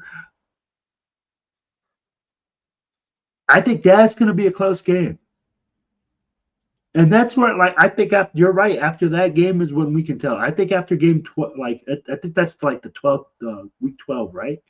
Which one? The Cowboy game? Yeah. So what? We're week 6 next week, week 7, then week 8, week 9, week 10, week 11, week 12. Yeah, that's week 12. So right, like that's right around where you're going to be able to tell like what we have, right? Yeah. And honestly, did I consider us a playoff team? No, I said we were going to be 8-9. 8-9 would put us in the middle of the draft. Um, do I think that if we're playing for playoff positioning, which I hope not. I hope those words are no. No, but I mean, like, do I see us playing for a pick positioning? That's when you have to consider sitting Gino. If you say, hey, we're gonna draft in the first round and we're in the top 5 and I'm tired of fucking missing on my guy, I'm sorry, Gino, I don't give a fuck. And if we find a guy on the bench that brings us fire and fucking Cam Miller comes in there and he starts tearing defenses apart, I might have to bench him too. No, I'm just kidding. I mean, like, then you find something on your bench, that you're like, holy smokes, maybe we fucking are stupid and we just couldn't get our shit together and we found something from our bench and you can find something to build on. But yeah, that's the game, man. I mean, like, you hit the nail on the head, week 12. That's when we're 12, figuring out whether that's the plan. We could potentially start having those conversations. I agree, bro. I agree. And but there has to be changes made by the bye week for sure. If we don't turn shit around, and if we're able to go ahead and do what we're supposed to do and win next Sunday versus the Titans, and if we manage some way somehow to potentially even steal one from the Chiefs, which I'd be very surprised if we do. Okay, now you're what 2-4, right? 3-4, excuse me, 3-4. You're looking slightly better. You can potentially win that Jaguar game, so you go 4-4. That Bronco game will be up in the air. So let's say we get the L on 4-5. We're still not bad. We're almost at 500. It's totally bro. If we're 4-5, and if you're predicting, look at the smile on my face, bro. Like, if we're right there where you're telling me right now that we're 4-5, I'm happy. Because I don't even look close to 4-5 right now. No, we don't look anywhere close to 4-5. We like 1 and like 16 right now. To be honest with you, there's times where we do. I think about it. I'm like, wow, fuck, we look that fucking awful. Where we look 1. Yeah, that's where it's heartbreaking. Yeah. We look like we can be a potential 1-16 team. Yeah. Yeah, really quick. Let me go back to the chat. Appreciate everyone pulling up and tapping in with us, rocking with us on this post game reaction show. Make sure you guys go ahead and let your comments heard. This is therapy, y'all. Not just me and Will, but this is also you guys, Raider Nation. Want to hear your thoughts. We want whatever it comes out on. We might not always agree with it, but it's okay. Shout out to my guy Steve Jones. He says we could have paid Spills and Hobbs. I agree on the Spills part. I really liked him. He was good in this. And this Patrick Graham defense, he looks not so great in New England right now. Hobbs, he was a walking liability. He always gets hurt. So we've got a half a season production from him. But I get the silver lining up to that. It's like we could have had a pretty – when he's healthy, he's good. When he's not healthy, obviously he's not there. So it's like – it wouldn't have mattered though, bro. Yeah. Like with our team right now, you gain 6 to 8 games. Honestly, for the amount of money that you would have had to pay that man, is not worth it. Well, I'm telling you, but they should have done. They should have done. They should have got out and got another corner, another nickel. They didn't. There's still a nickel out there. There's still Justin Simmons, and they're still not gonna fucking get him. I want to know why the fuck don't we go get that guy? Exactly. I don't give a shit. That dude is a beast. Well, I mean, like, what logic are you going to give me right now? I'd be like, are you gonna tell? I'm gonna tell you like this. They're gonna be like, is he the solution to our defensive problems? No, but he can sure as hell tackle a lot better than half our guys. I'm sure he would be able to make that tackle on 3rd and 18. Exactly. A lot of extended plays like that. Why not go get him? Exactly. Why not? Shout out to my guy. Chill. He says Pete Carroll's not shutting shit down. He said Geno's a super vet, needs to keep playing and use it as practice. I believe that. I don't know why I believe that. He's right. And it's like, it doesn't make any sense because I'm like, why are you going to, if you're really about compete, then you're not being competitive. He's not getting progressively better. It's not like he gave up four interceptions, 3 picks, week 1 or week 2. And then like he started dialing down, like every single game he's improving. He's getting better. We're not seeing that. We're just seeing like, it was good, then shit. Good, like slightly okay, then shit. And then like it continues to be shit. So it's like, come on, man. Come on. There has to be a change. There has to be a change at some point. You gotta look in the mirror and be like, unfortunately, you just right now you don't got it, bro. So I gotta go with somebody who can come in and be able to make something out of dog shit. And unfortunately, and it's not you. Like this. Yeah, and I'm gonna put it like this, man. Appreciate you. How many times do you let your dog shit in your house before you make him an outside dog? Exactly.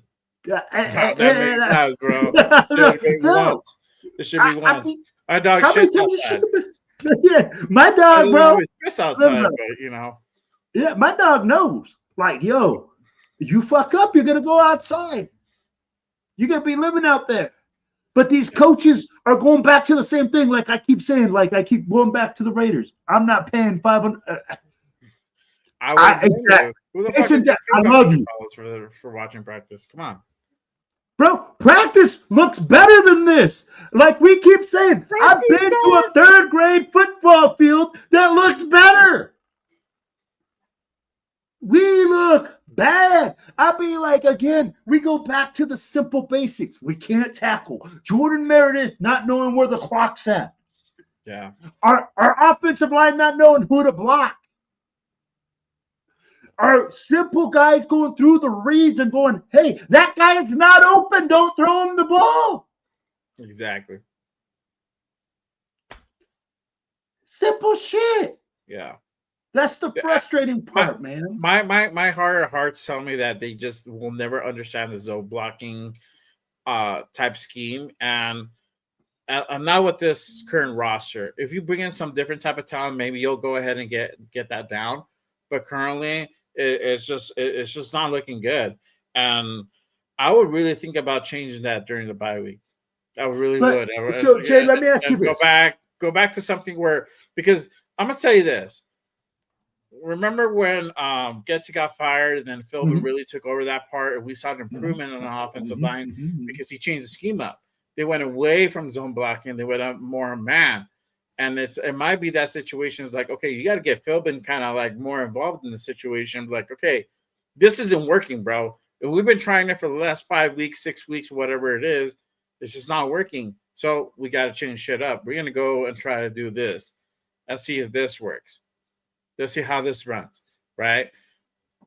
You got to fire your son, Pete. Pete has to fire his son, or make him the the equipment manager. I don't give a damn. I don't care. Demote him. Do something. Like whatever. Yeah, put him in the concession stand. I'm sure he's good at selling beer, bro. Go sell frijoles, bro. Because I'm telling you, like this, that guy is not like right now. The run game coordinator. The run game and the offensive line are 2 places where we're struggling, and there's one person that has their name on it, Brendan Carroll. And hey, if you are like I told you like this, bro. I coached football. My son played for me. I looked at him and I told him, son, if you're playing for me, you have to make it so that way nobody has a question about why you're playing out here. We don't play fucking daddy ball. Fucking Pete Carroll needs to stop playing daddy ball with his son. He needs to fucking grow a pair of nut sacks and tell him, hey, you're not fucking being efficient. We suck on offensive line. We suck at running the ball. We need you to do your fucking job. Or you need to Offensive line not knowing, bro. It's because your offensive line coach ain't coaching this shit up. These guys ain't stupid. And this falls on Pete too. This falls on Pete for not making those decisions. He's a coach. He should be making those decisions. He should be like, you know what? This is not working. He's not doing what he needs to do. So he needs to take that set. He needs to go ahead and take a seat back, take a back seat, put somebody in that's going to be able to go ahead and coach and do the things that they need to go ahead and do. And this is the thing. So there's something that has to be kind of like going on where we're bringing these things up over and over, week after week, and we're not seeing any improvement. You now have the media even starting to question him. Like during the pressers, they're starting to ask those questions, right? Yeah. And this is the thing with the media that probably some people don't know, or maybe they do know. You know, when you're working Raider media, you have those credentials. There's certain like things that you kind of you can't say, and there's certain things you can say. You kind of have to be like, you know, be cautious and aware of like the team and like the repetition, all that good stuff. But up to a certain point, you know, you can ask those tough questions when you're seeing the performance on the field not performing, you know, the way it is, dog shit, right? You know, the product's not good. You're starting to see that from the media. You're starting to see the media kind of rebel a little bit and be like, look, we're calling a spade. What the fuck is going on? Like, we seen certain things that are better and they're not being executed. What is that? What's the reason behind that? What do you think? Are you going to go ahead and continue going with this type of format? Yada, whatever the question is. And he gets asked all the time and it gets annoying to him. He gets pissed. But it's like, what do you expect? This is Raider Nation. We're gonna voice our opinions. Media is gonna go ahead and catch wind of that. Podcasters like us, we're signing off and giving our opinion on this public platform. They're gonna hear that. They see this content too. So just so you know, even if I'm a small podcast channel, Yeah. they watch us. They watch shit. They'll pop up on the feed and they'll tap in. They'll hear this criticism, and it's like, why are we talking about the same thing over and over again? There has to be a change. There's something wrong that is not working. We're seeing it on the field now, and if you're just downright just dismissing it and just being blind to it and just don't want to accept it, then that's something where we need to make a change at the top. And I hate saying that because I'm so against us changing, the whole fire Pete shit, fire chip shit. I'm not with that for the reason being is that we need that continuity. I'm just tired of going through those coaching changes because what do you expect? You really expect the guy to come in on his first year and hit it all apart? Okay, one guy did it. That was like 10 years ago. And then guess what? Mark fucking fired him. Okay, one guy. But after that, we try to do it over and over again, and we haven't been able to replicate that. So until we do, we got to stick with the continuity. You got to give this guy. He's only here for 3 years, technically. He's only here for 3 years, maybe 4 if he decides. That's his option whether he wants to stay or not. Yep. But essentially, 2 more seasons. Give him time to at least put the fucking foundation in. But also, too, you got to be like, hey, man, there's some shit that is not right here. So you need to get your fucking act together, too. And that's all I'm saying here, and I'm voicing my frustration on this regime, on the coaching staff, because I feel this is a coaching thing. This is 100% a coaching thing. This is 100% fixable. We have talent. We don't have a lot of talent, but we have the talent enough where we can be competitive, and we're just not. We're just not, for real. I just want to be competitive. Exactly. I just want to be competitive. This was a freaking whooping.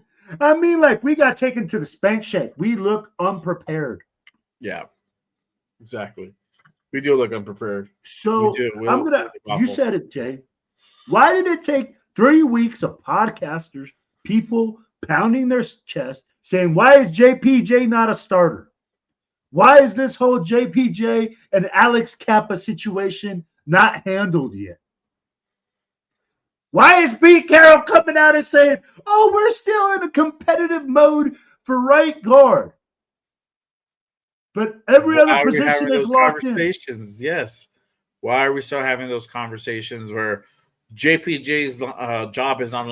What the fuck does JPJ? JPJ is probably Right now, honestly, because Colton Miller is out, he's the best player in offensive line. Well, tell me who's better.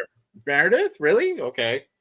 Who's going to lead that room? Tell me who has the attitude to say, you know what? We're going to become a bunch of motherfuckers. That's what you got. You got to be an asshole to play on the line, bro.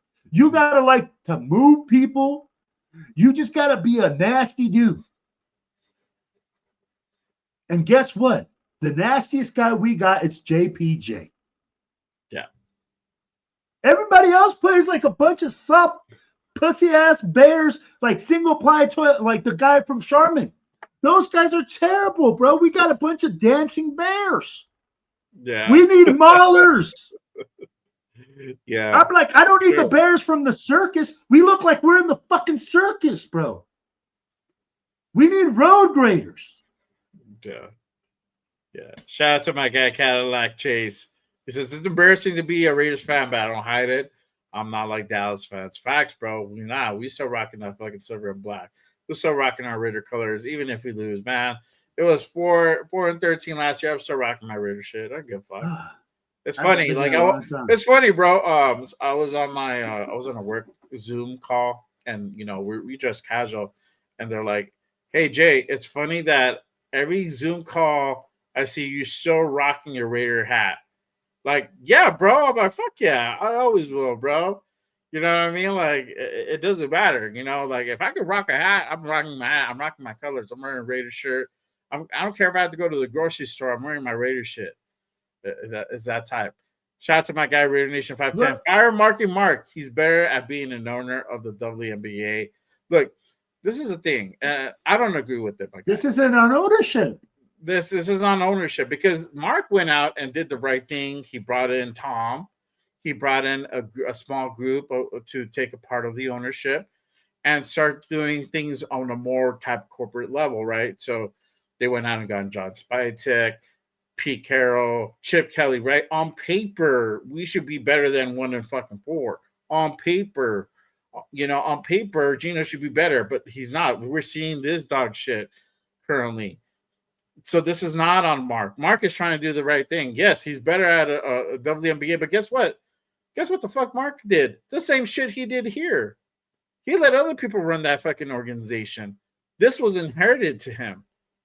This was inherited to him by his father, who didn't have a good product on the field, was battling different fronts at the time, was still trying to figure out a home for us. The biggest thing for him, for Al, God rest his soul, is that he always wanted a home for the Raiders, somewhere where they don't have to share. And that dream came to fruition. We're here now. That's great. But now, we're not back. We're not at our winning ways. So we're trying to find that identity. But Mark, this year, he did it right. He's like, hey, I brought in Tom. Tom's going to help with the operational part, the football operational part.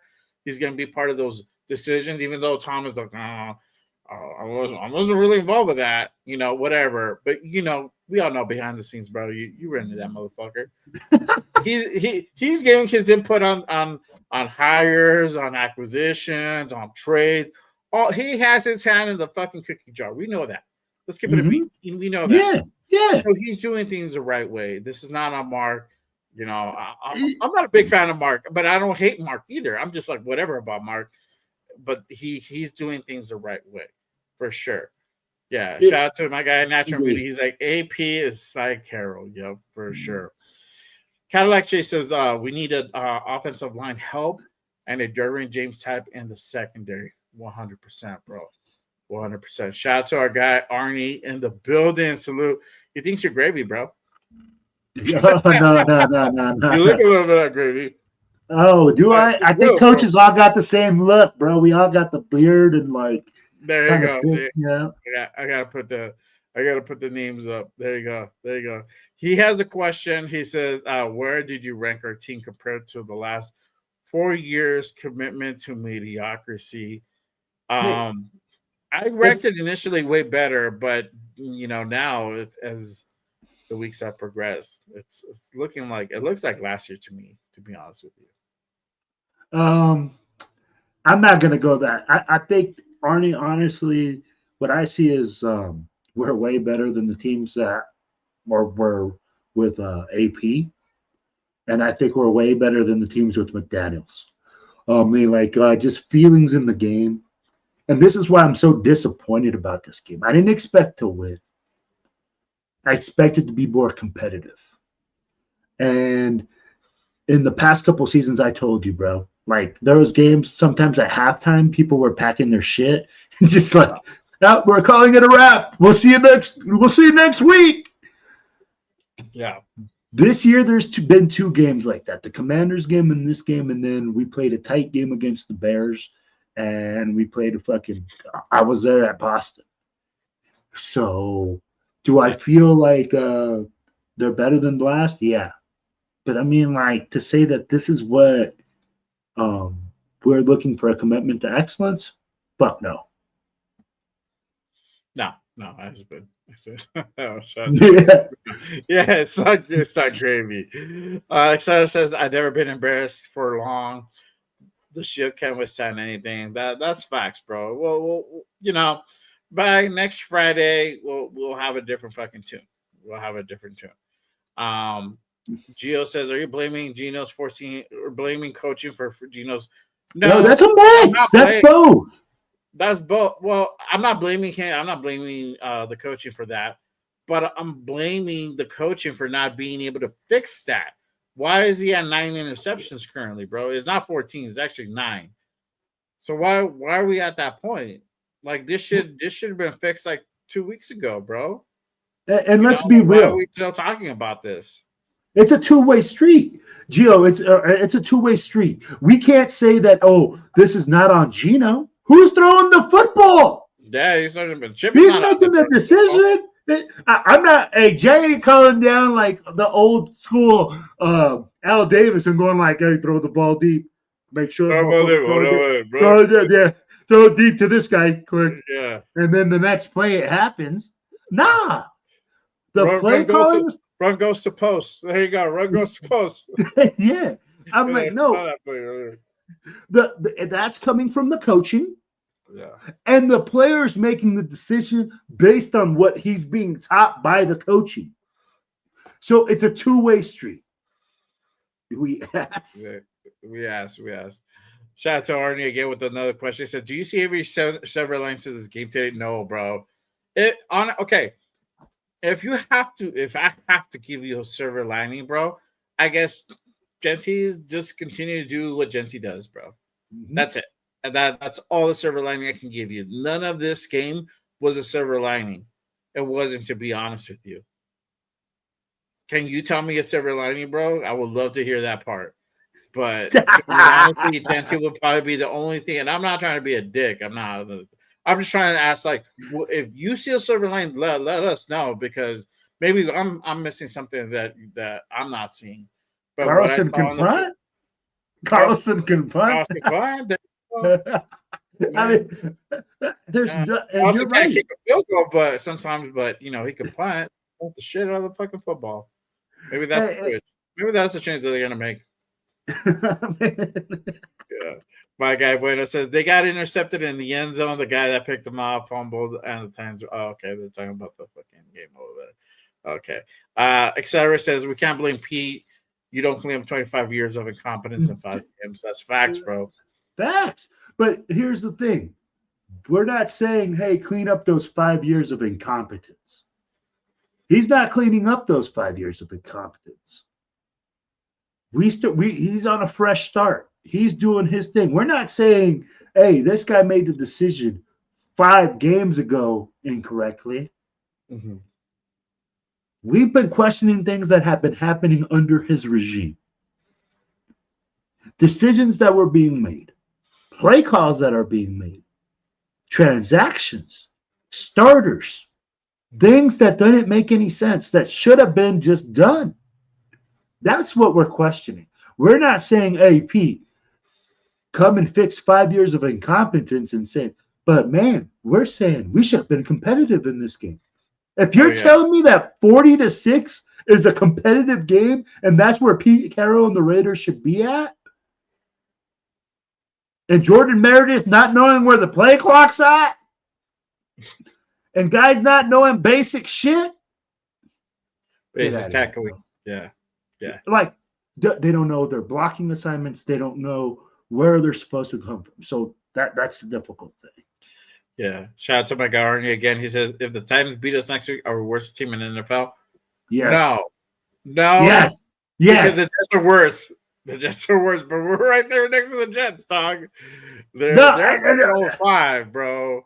They're 0-5. but So the Jets, if we but the lose, Jets are 0-5. But if you see them, they have a different type of energy. I don't know, man. 0-5 is still 0-5, bro. It's like you're trying to put a bow on dog shit, bro. It doesn't look and smell any prettier, bro. It's still it is what it is. I do. So I'll tell you like this: do you think the Jets will end up with more wins in the season than us? I don't They know. might be 0-5, but they play in a. If we lose to the Titans, maybe. But if we beat the Titans, no. If I we think if we'll we have a lose way to the better record than Titans, dude, if we lose to the Titans, I think the Jets can get 2 wins. If we lose to the Titans, I don't even I wouldn't know what to say because I would be like, okay, we're yeah. start Definitely looking better. for beef. We don't need the Titans to beat us. We are the worst right now. Hey, Oh bro, you're not man, that wrong. You're not that wrong for sure.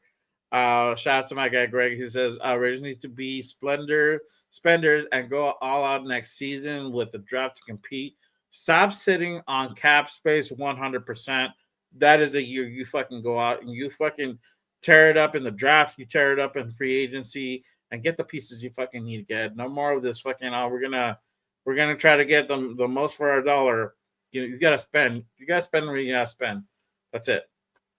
100%. oh, you got to Uh, make it happen. And yeah. if you believe in your coach, then you got to get his pieces. What? I don't know if Stone Forsythe was a silver lining. I don't know about that one. I'm gonna just say no. I don't think so. He's been he was so, but I mean, no. like, but what's the silver lining that he did okay? That he held his own. To say that one player held their own So, is like, okay, you're 1/11th of the puzzle. yeah, and we The see whole we should unit. watch it play from him before in Seattle too. So you know, yeah. Yeah. Shout out to our guy 401 Raider Jeff in the building. Salute. He's like been sober for 5 years. This team is trying my willpower to stay sober. Facts, my guy. Salute Dude, to Hollywood.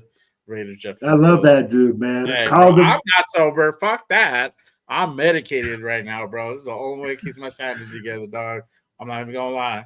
I'm not gonna Yeah, lie. Fucking I team. call him this morning, bro. I'm like, Jay, I'm all pumped up. Jay, you know, I'm always juiced in the morning. I do my thing, man. I get my cup of silver black coffee going from my boy Max, and I'm caffeinated, bro. I don't drink, so I get and I'm like, let's go Raiders, bro. I live in the middle of the fucking bumfuck Egypt over here in Colorado, and I'm yelling Raiders out my window. I'm ready to go. I called Jeff this morning. I'm like, yo, have a great game, man. Have a great watch party.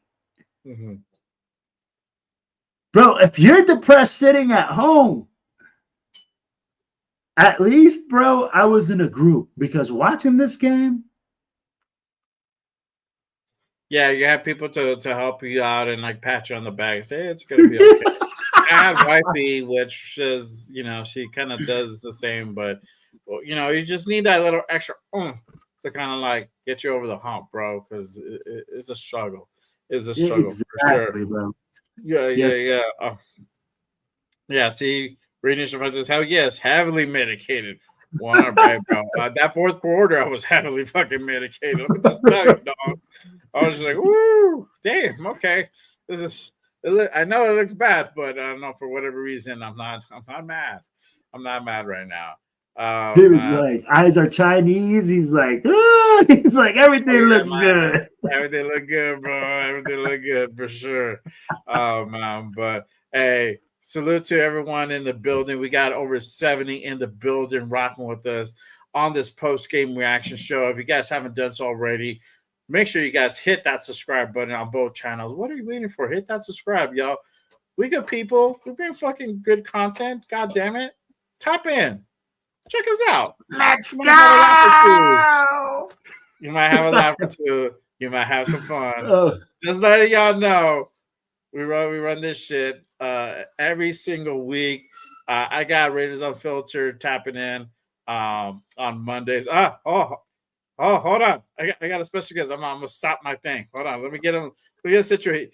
We got to add another person to our therapy group. We need to give this man therapy because he says something right now that requires some therapy. Let me go ahead and bring in none other than Hollywood Raider Jeff in the building.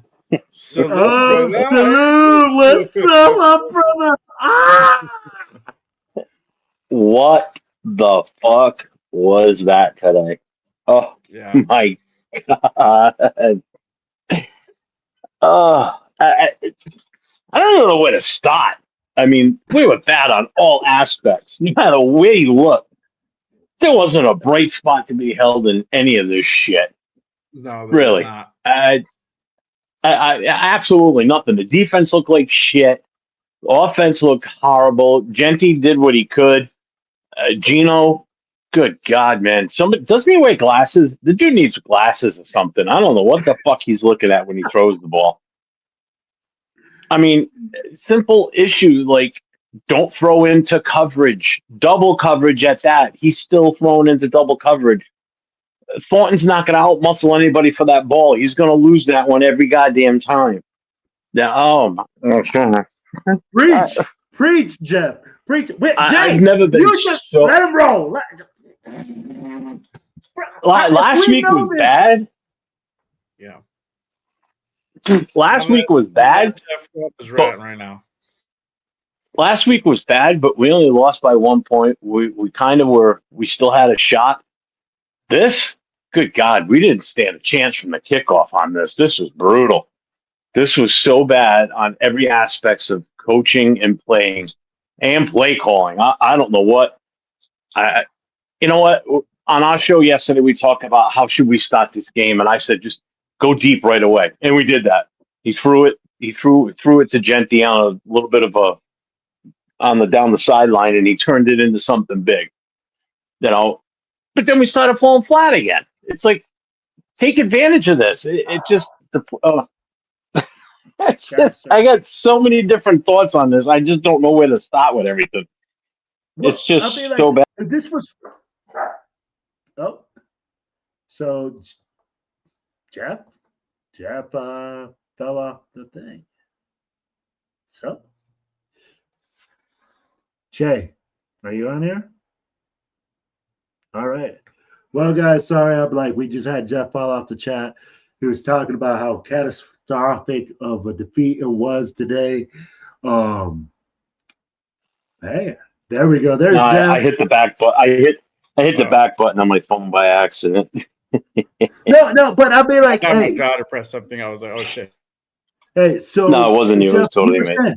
So how I'll be like, we go from being okay to being absolutely terrible in all three phases of the game. I'd be like, special teams failure. Special teams, ass. Defense, we couldn't tackle anybody. The bare basics of the game, we couldn't execute. No. Why? Nothing. Nothing went right in this game. Absolutely nothing. Cole gets hurt. He was still healthy enough to go out there and hold the ball on field goals, and we didn't get a PAT, but at least on field goals. So how bad that injury is, who knows? So that's a negative right there. I mean, did they get in because the same situation last week? They could telltale sign on the long snapper that he was flinching the ball a certain way again, or was it just bad overall attempt to block the guy? Because that was awful too. I'm telling you something. I don't know whether they didn't call it. Maybe the guy was offsides, but he jumped. He saw something on that interception that Geno Smith threw that got batted up. Because I think Buckner, it was DeForest Buckner. He went. Oh, yeah. I mean, he he saw something and you could see him jump. There is something going on there that either the center immediately pops his head up and then snaps it, or something to that effect that we're missing, and we're all screwed up. Yep. But that goes back to Brendan Carroll. You're the offensive line coach. Yeah, and he's horrible at it. He should not be in that position. I'm sorry. Even after looking at his past coaching experience and what positions he coached when he was in the NFL and in college, I gave him the benefit of the doubt that, all right, maybe he can handle. Not anymore now. No way. That offensive line is such in shambles. Forsythe played better than I thought he would, even though I did say he may surprise us tomorrow. And he didn't really. He wasn't the weak link out there. I will say that. No. I think the weak link out there today was Glaze. Glaze got burned a lot. Yeah. He let up that one big ass sack too. That was horrible. Came in untouched. 44 wasn't even touched. Jay, like I was telling you, man, he was like on one of the plays, he's lead blocking into the hole. Lead blocking. Bro, he's sitting in the hole. I wish we had film. He's sitting in there looking for somebody to block. I'm like, there's guys with the opposite color coming towards our running back. Just go block somebody. Yep. And they make a tackle right in front of him. It was nice to see Betch out there a lot today, but I think that was out of necessity because no Brock, no Mike. So yeah, he was in the game a lot more. But then one of the plays he was in, he basically caused Genty to get tackled behind the line of scrimmage because I think he was too slow coming across the back of the offensive line and jammed up Genty. So Genty lost his momentum, So that play went out the window. There was just so many. We look like the Keystone Cops out there. Like nobody understood their assignment. They didn't know what the hell they were supposed to do. This was no different than bringing a bunch of little peewee football players for the first time, putting pads and helmets on them, and saying "hike," and then they all just run in different directions, don't know what to do. These are grown men; they're professionals. Holy shit, man! Jeff, what the hell was that? They need to start doing. They need to start going to the peewee football stuff and be like, when you get to the offensive line, you point out who you block. You point it out, and you make sure you let your teammate know who you got.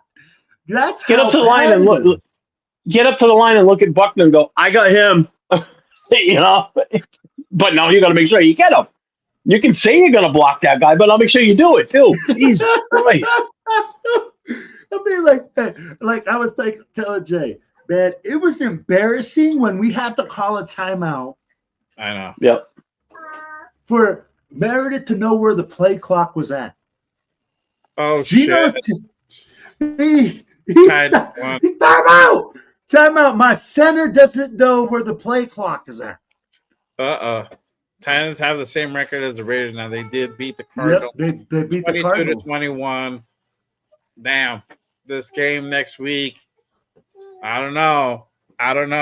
Titans coming in hot. 1 game winning streak. 1 game winning streak. We have and we're in a 4 game slide. Yep. Exactly. We look worse than last week. Last week was bad, and we were ripping them apart last week. Holy shit! I can't wait for the shows this week. Wait till the film breakdown starts coming out, and people start looking in depth as to how blocks were missed, assignments were off, receivers not running the right routes, running back not having the visions. Oh my God! That's coming tonight. Shout out to the War Room. They're gonna go ahead and that. I'm definitely going to be tapping in to see what 805 is going to be pointing out because this. I don't even know if I want to watch that tonight. I don't know if I want to watch anything. I might just go play online and just. Yeah. I might just go and play online and just go play a first-person shooter and start shooting AI shit in the face. What the fuck? I hope that this was our Halloween game. This was our nightmare game. I really do hope this was our shittiest game in October because, bro. This was a complete fucking shit show. Oh, it was horrible. Oh, hey, look who popped in. So Forsythe said, at least I did my job, despite what y'all haters said about me. don't respect the pebbles. Respect the stone. Okay, all right, bro. Okay, so and I you like say that that for sand the rest boy. of the season, bro. Then we'll talk. yeah, All right. hey, Yeah. you got so many more. Call your boys up too, because we need them too. Yeah, I need the other fucking guys on the line to perform as well. So how about that? Shout out to Accelerate. He says even Samoan Reed was snapping. When you push Samoan to that point where he's snapping, you already know you already messed up. This pretty even kill. Shout out to the Oos. Had him on the show yesterday. Shout out to Samoan Raider. Yeah, I popped in for that live. He was pretty pissed. He was like, you know what? I think he was gonna wait for the pre-presser and broadcast on his channel. He's like, fuck this. I'll just check out my next video, and he just like dipped, bro, because he was that upset, and rightfully so, bro. I mean, this was a fucking god awful game. I mean, it's Hey, before anybody gives me shit, you see this right here? That's for my daughter. She's a Packers fan, so that's Hank. That's a magnet on my garage door. I don't want anybody see they go, oh, what the fuck with the Green Bay sticker? You should the take magnet. that off. Damn it, take that off. That's where she parks her car. So I've got a rated one above my car, if you can see it. There you go. See, everyone, it balances out. There you go. There you go. Disaster, no doubt. Let's see here. Don't tell me you make Dawn park on the side of the road. No, the car's right there. Oh, she parks inside. That's what's up. Look at that. No, I came out in the garage to do this because I knew if I was in the house, people would be like, "Shut up." Yeah, this is bad, man. You know, and the worst part is, I drove in almost 2 hours to get to the bar today to hang with my crew. Right. You know, and when we were there and we were losing so bad, I had to take a piss so bad. I almost didn't want to walk through because we were in the outdoor patio section with the garage doors that open up. So I had to walk inside through the entire establishment to get to the bathroom. And there's fans from all over. There were a couple of Colts fans in there and everything. I didn't even want to walk through there. I was just so embarrassed. It was just disgusting because as I walk in, everybody's looking at me. You know, I mean, you can't miss me. You know, I got my Raiders shirt on, I got my vest on, I got patches all over it, and people like looking at me like, "Oh, this fucking guy." I'm like, "What the fuck, man?" Buddy, I know. Accelerators asked, "Are you doing a show tonight, Jack?" No, I don't do shows on Sundays.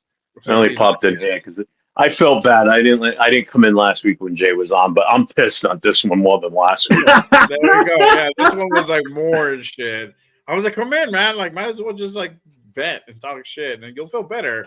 And then he's like, "No, I'm too pissed. I'm just gonna go to bed." I'm like, "All right, bro, cool. I'm like, cool. Have a good night." It's like this, bro. You can't shine a turd, right? And this was a total turd. I mean, there's nothing for us to even grasp onto and say, "Hey, man, you know what?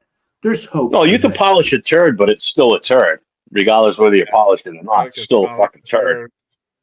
It is what it is. Exactly. We got absolutely manhandled this game. Yep. Yeah, it was disgusting. Absolutely disgusting. In all three phases of the game. We got out coached. I mean, I guess the one thing we could probably take away as a positive is Jonathan Taylor didn't run all over us. Like, he didn't blast for 150 yards.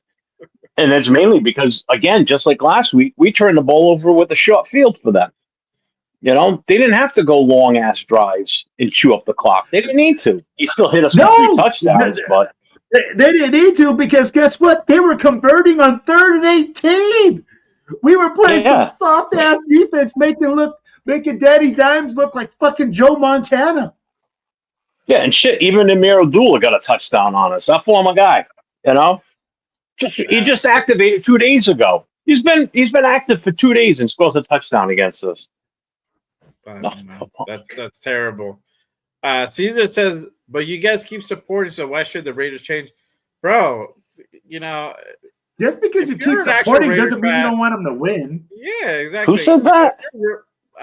Caesar Lorenzo says, "But you guys keep supporting, so why would the Raiders change? Why wouldn't we support them? Like, you know, we're not the ones running the team, bro. They have guys, smarter guys than us, right? Guys who've been in the league and been doing that the highest level for years, right? that's supposed to be handling this stuff and keep, making the necessary changes. But we're having to go ahead and get on platforms like mine and like Jeff's and like Will's to go ahead and like literally call this shit out. You have dudes on IG calling this shit out. You have Raider Nation commenting on videos and podcasts like you guys are now, saying the same shit. You got analysts who've been doing it for, or on TV, CBS, ESPN, yada yada. They're saying the same shit. So it's like, if something's being pointed out, and if the regime is not doing it, then there's something wrong with the regime. That's what we're saying. But we're always going to support. If you're an actual fan, you support, no matter what the team is doing. I'm gonna just leave it at that, my guy. Yeah, that I don't agree with that statement at all. Yeah. Like what he said. It's like why. Yeah. First of all, I've been a fan for so goddamn long. There ain't no way I'm picking another team. Told you the only way I'm moving on from the Raiders is if they move out of Vegas to another city and they change the name of the team and the logo. If the logo changes, I'm gone. If they change the name and the logo type of shit, I'm out. I'm done. Raiders 7528 says, guys, why do we break down every game as if there's any difference? Not saying that there was any difference, bro. We looked like dog shit. I put the box. Oh, this was definitely a big difference from last week, in my opinion. This was horrible. We regressed, bro. We regressed. There were more incompetencies from this game than there were last week.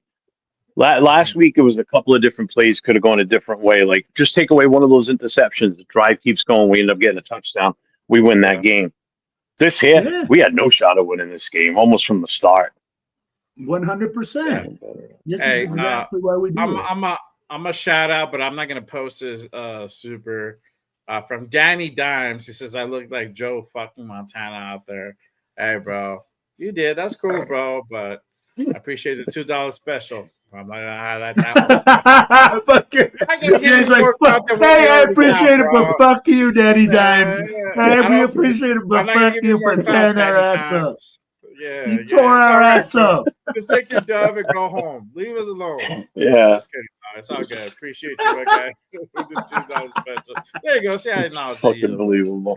That's right. Shout out to get your chill. He says, I have a feeling next year Spike is going to replace that entire defense.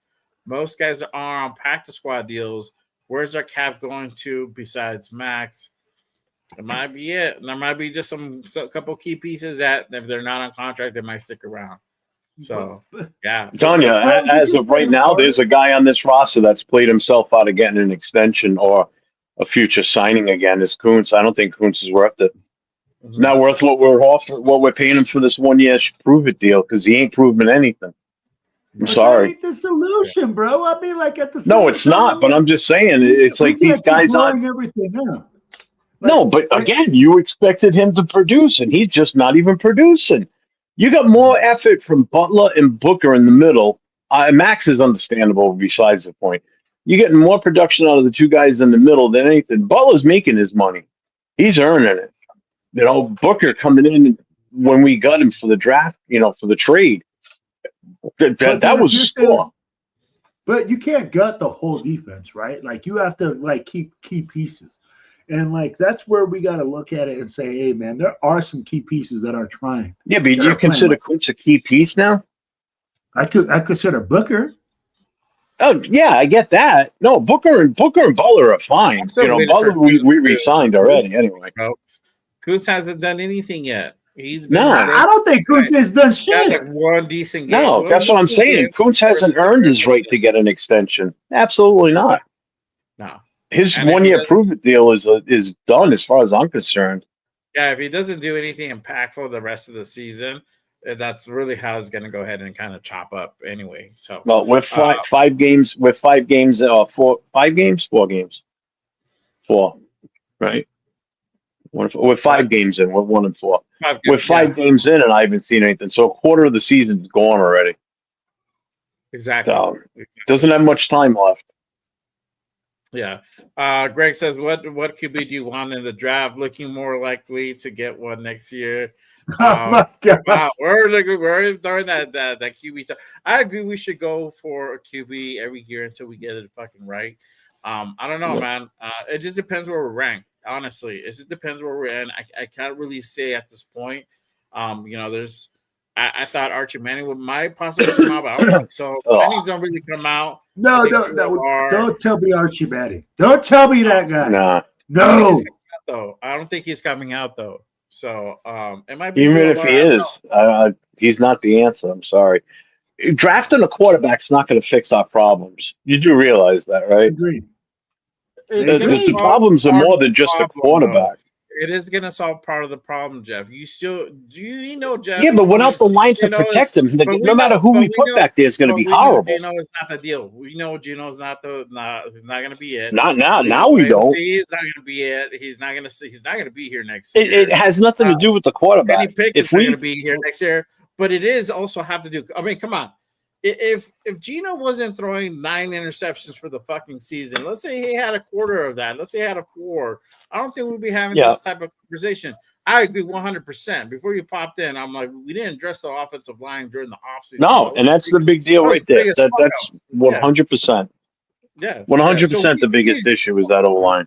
We need to do both. Now, I don't think we need to go ahead and get potentially a quarterback in the first round. It would be great. But as long as you get him within the first 3 rounds, you might be able to go ahead and find something. And this might be a process where it takes a few years to go ahead and just go through quarterback until you get that dude that's right for you. But you also have to fix the line, like you said. I agree. Every year, dog, you know me, I sound off. I'm like, fix the fucking line, fix the line. We did the bare minimum to fix the line. We were 20 and spending money on the offensive line. Everybody who spent more money than us are better than us.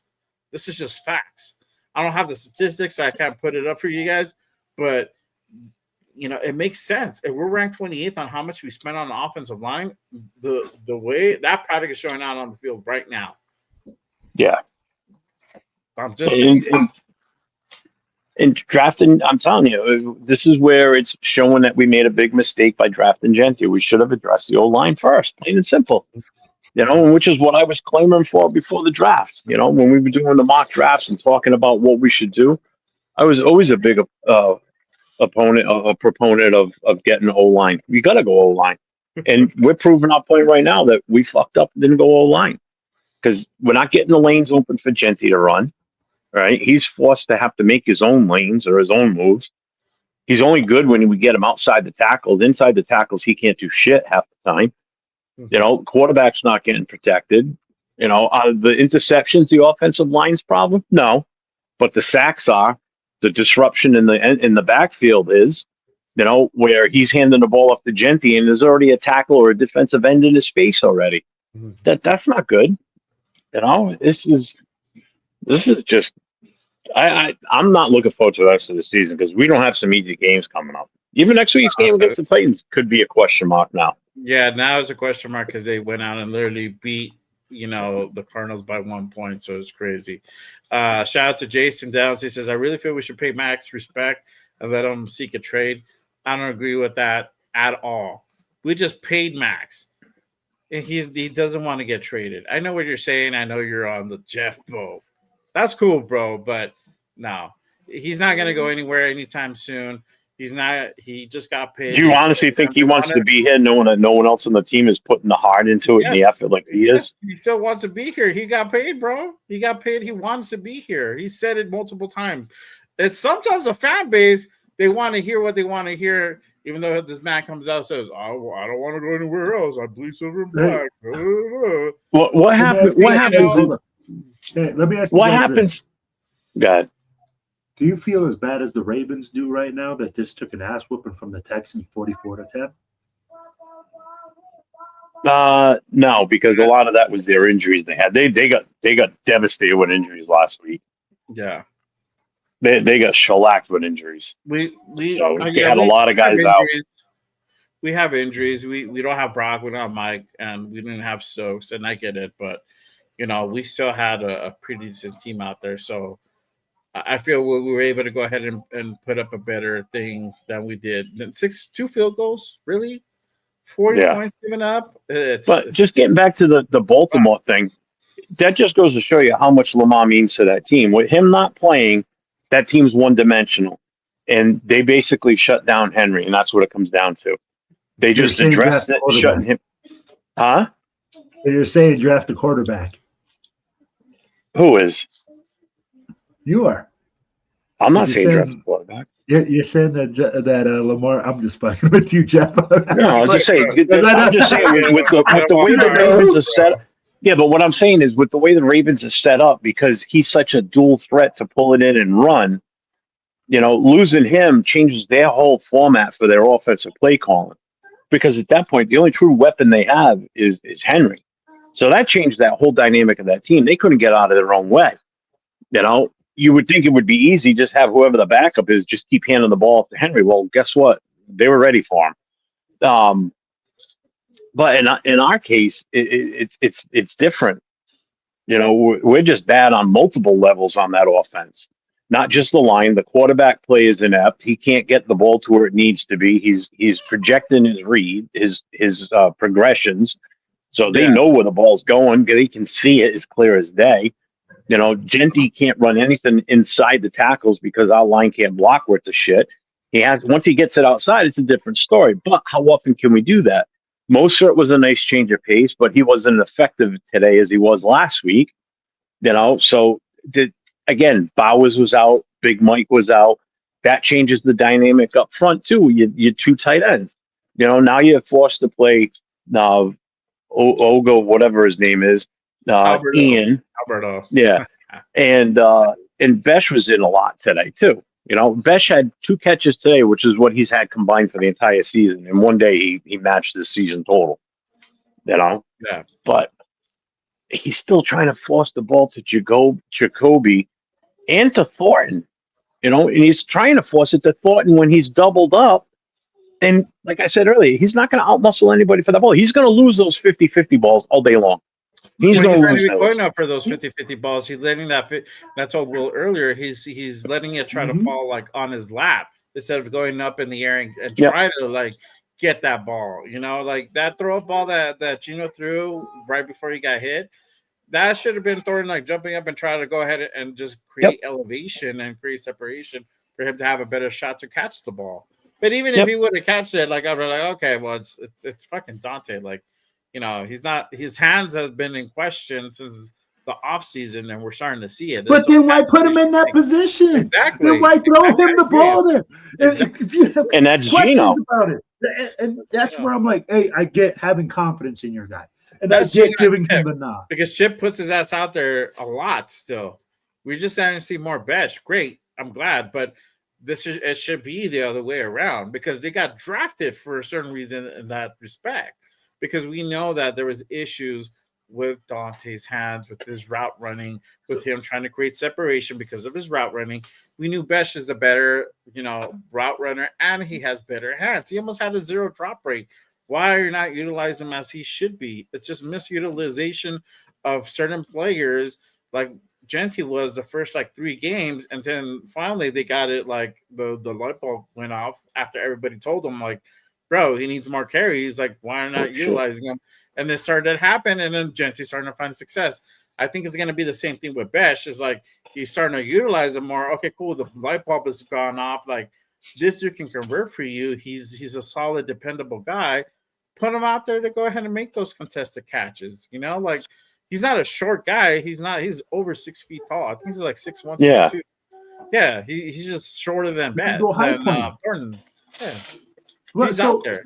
So you said that, right, Jay? And I'm going to ask this question, right? And you said, hey, when we talked about it earlier, you talked about Thornton's speed. Jerry Rice wasn't the fastest guy. No. It was never and his he speed. Still ran a ton of go routes. Why? Because he knew how to position himself, his body, the way. Besh is the same way. Yeah. So again, we go back to you're going to throw it to a guy that is known for consistently dropping the football. Why? And expect something different? It makes no logical sense here. No. I'm gonna get off. My battery's down to like 15%. I never plugged it in today while we were out. So. Very good. Yeah. No, we go. We're gonna go ahead and end it off in a little bit. I got a few more questions in from the chat. So make sure you guys go ahead and get your questions in if you guys haven't done so already. Really quick from our guy Arnie, he says, "Question: Is it time to start Kenny Pickett or bring him in the fourth quarter for blowout games? It should have been done. Kenny, He should have been in the third quarter tonight. Yes, or fourth quarter. Give him the full fourth quarter. But hey, so let me ask you. The game was so far out of hand. Get him play time. That starts too much quarterback controversy. That's why. Like there isn't controversy already. The guy's thrown 9 interceptions on the season. Well, there's not. Games. It's not. But here's the thing, right? So this is where Jay said it. Pete wants to control the narrative. The narrative. Mm-hmm. If he puts in Kenny Pickett, that means it's a wrap with freaking Geno. There ain't no going back. You don't go back to your ex-girlfriend after you just got done doing dirty by her. You can't expect something else different. If you let Geno on the bench, hey, that means you're a. I don't know. It's a sexy good. That's a different story, but whatever. Yeah. Holy fucking Jeff. You nail it for a booty call. You get a booty call every now and then, you know? Then you're going to call Geno Smith for a booty call. Yeah. It's about what he's equated himself to be now. All right, I got to go. I got to get my... Appreciate you. I'll see everybody tomorrow morning. Monday morning quarterback, myself and Chris tomorrow. So we'll see you tomorrow. Sir. Later, guys. Sir. Make sure you guys go ahead and give my guy... Fucking Raiders. They're killing me. Yeah, make sure you guys go ahead and give my guy Hollywood Raider Jeff a follow. Subscribe to 401 underscore Raider Jeff. Appreciate my guy tapping in and talking that shit, man. We all got to get therapy today. Salute to him. All right, let's go ahead and get a few more questions in, and then we're gonna go ahead and dip on out. Let's see here. Shout out to Happy Interstate. He says, "Y'all realize if the Raiders lose again, I gotta go do crafts with my wife. Fuck my life." Shout out to my guy, Happy Interstate. Hey, bro, I feel for you, dog. I'm not trying to go to the Sunday morning, little markets, bro. I'm not that guy. I don't do that. Pumpkin. She said you're gonna become that guy. She's like, you didn't say that too loud, though. But I'm not. Yeah. I'm not those. The flea market, the little, side little, markets that pull up. I'm good on that. Question: where are we ranked in the NFL? 28th or 32? I think we're like 30th, bro. We're probably somewhere around there where we did not look good. We did not look good. Let's see here. Shout out to my guy Celery. He says Jeff's right. We have no O-line. Our receivers can't separate. Drew Brees himself couldn't help us out right now. And you are not wrong, my friend. You are not wrong. Yes, sir. Shit. It says fix the O-line secondary 100%. Shout out to Greg. He says we have yet to start Caleb Rogers or Charles Grant to see what they look like. I agree 100%. Caleb Rogers again, another healthy scratch. So I don't know when they're going to decide to go ahead and put those guys in to try to see if we have something going there. We drafted them in the 3rd round. They don't suck, but they're not great. But if you want to develop them, this is the time to start developing these guys.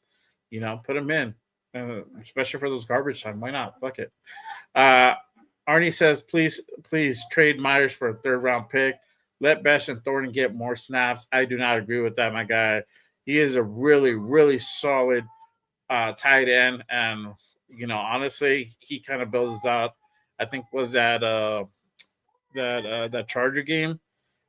Yeah, he played pretty good, man. And I'm happy with him. I don't want to see him go, but if we have to go ahead and part ways down the line, if they want to do that, cool, but I'd rather not. Because the alternative is not great. Ian Thomas, not that guy, bro. 100%. He says, play Caleb Rogers. Charles Grant is Division III talent, not ready. You got to make him ready, bro. That's the coaching. Coaching needs to go out there and get them ready. Hey, tell that to the guys that have been drafted out of 2nd division schools and stuff like that in the NFL, making a big impact on their team. I'd be like, It doesn't matter. You got drafted into the NFL as a coach and as a player. Your job is to be ready and stay ready. So at the end of the day, that's what it is. That's on them. Yep, exactly. That's on the coaching staff. Let's see. My guy, Radio Nation 5 Facts. The O-line should have gotten their fix during the draft. Yeah, bro, for sure. I agree. Raiders 758. Nope, I'm not. No. Stop it. No. Get back in the closet. See, and this is the talk. What I'm talking about. Max deserves a shot. Max doesn't want to go anywhere. Y'all don't understand. Like, he does not want to go anywhere. If that was his prerogative, bro, he'd be like, train me. He would have left. He would have left. He would have been left. Do you think we would have re-extended him? No. He wants to win it. He wants to win the Super Bowl with us. And it's him. If he wants to stay here and rock with us, cool. If he doesn't, cool. If the regime decides to go ahead, hey, we're going to go ahead and trade this guy away. All right, cool. Trade him away. But don't put it like we need to do this for Max. Max doesn't want to do it for himself. So why we're going to do that? Exactly. People over there trying to put words in his mouth. You know, oh yeah, he wants to do it for us. He wants to win it for Raider Nation. He got it tattooed on his body. Yeah, and see, this response by Bueno is on the money. If Max didn't care about losing, he wouldn't have asked for more money. Your pockets are fatter now. Get out there and lose with effort. Yeah, bro, lose with effort. He's putting out that shit. He's putting out the energy. He's going out there and he's not even the highest paid defensive player, bro. He's like the fifth or the sixth or something like that. Yeah, and he's putting in every freaking penny. Mm-hmm. Yeah, exactly. Let's see here. Arnie's like, do we start rebuilding today by playing all the rookies and playing second-year players? True competition instead of JPJ and Kappa only. We should be. Everybody should be competing according to Pete. I don't know why we're like all selective about certain things. Mm-hmm. I don't know why JPG is the only one being singled out. We're finally starting to see Besh out there. We drafted him in the second round. We gave up a second-round draft pick for this man, and we barely starting to see him now. Like, why? Until week 5. That's crazy. Like, he's been out there. He's been playing. But he hasn't been playing the amount of time he should be playing. It's, again, misutilization of players. Genty didn't get enough reps like the first 3-4 games. Right, we didn't really start seeing that 20 carry until the Bears game, and look at what he did. He put up like 138 on the ground. That goes to show you, it's like you got to utilize these guys right. If you don't, if you try to like baby them, coddle them too much, or you're putting them out there in certain situations, they're not going to work for you. So it's all about how you actually utilize these guys. Let's see here. Happy Interstate says, I feel Mad Max is going to be like Megatron, great players on third launcher teams. Probably, bro. Probably. Can be. Yeah, see, and look what I started the Max conversation, bro. But sometimes you got to have those conversations. Man, here we go. Yeah. You just opened up a whole freaking Pandora's box. Yeah. I don't think Max should be traded. It's not about him being fair to Max. If Max wanted to go, he would tell. He had already said it. He'd come out and say, "Hey, look at what's his name from Dallas now on the Packers." Micah Parsons. He's like, I want no trade. Guess what happened? He got traded. They made that deal to the Packers. He went over to the Packers. Yeah. Do you think Max Crosby cannot say the same shit? He could definitely say the same shit. He just hasn't. Exactly. He doesn't want to go He doesn't want to go anywhere else. Not at this time. Oh my God! Here we go. Could be, bro. You never know. And I wouldn't blame him if he tries to change your heart. But at this moment in time, no. I think that would right there, bro. That would sound off all the alarms in Raider Nation. If Max asked for a trade after all the regime changes, all the stuff that he's been through, to go and ask for a trade right now. Yeah, it's crazy. I don't know where we go from there. Yeah, shout out to my guy Greg. He says, hopefully this Nightmare season go by fast. Hopefully they could turn it around. Is really what I would say. Shout out to Megalodon. He says, why don't we want a franchise quarterback? I want a franchise quarterback. I thought we were going to get one this season. Apparently, we fucking didn't. And now I'm not talking about Geno Smith. I was talking about somebody else. So we didn't go out and do that. So hopefully next season we can go and actually try to get a franchise, or at least work towards getting one. That's really what I want us to go ahead and really try to start building. Josh says, I'm gonna cry if Joe Brady goes to the Titans. Bro is from Sean McVay tree. All win. Kevin O'Connell and Matt LaFleur sucks, man. Facts, brother. Facts. Let's see here. I'm gonna take a few more questions and make sure you guys go ahead and put in your questions, comments. We're gonna take a few more and then head on out. Let's see. Megalodon says we are allowed we allowed Bo Nix to fall to Denver after Penix was gone. Instead of moving in front of Denver to get Nix, we got Bowers and Minshew as a free agent. Geno looks 10 times worse than Minshew.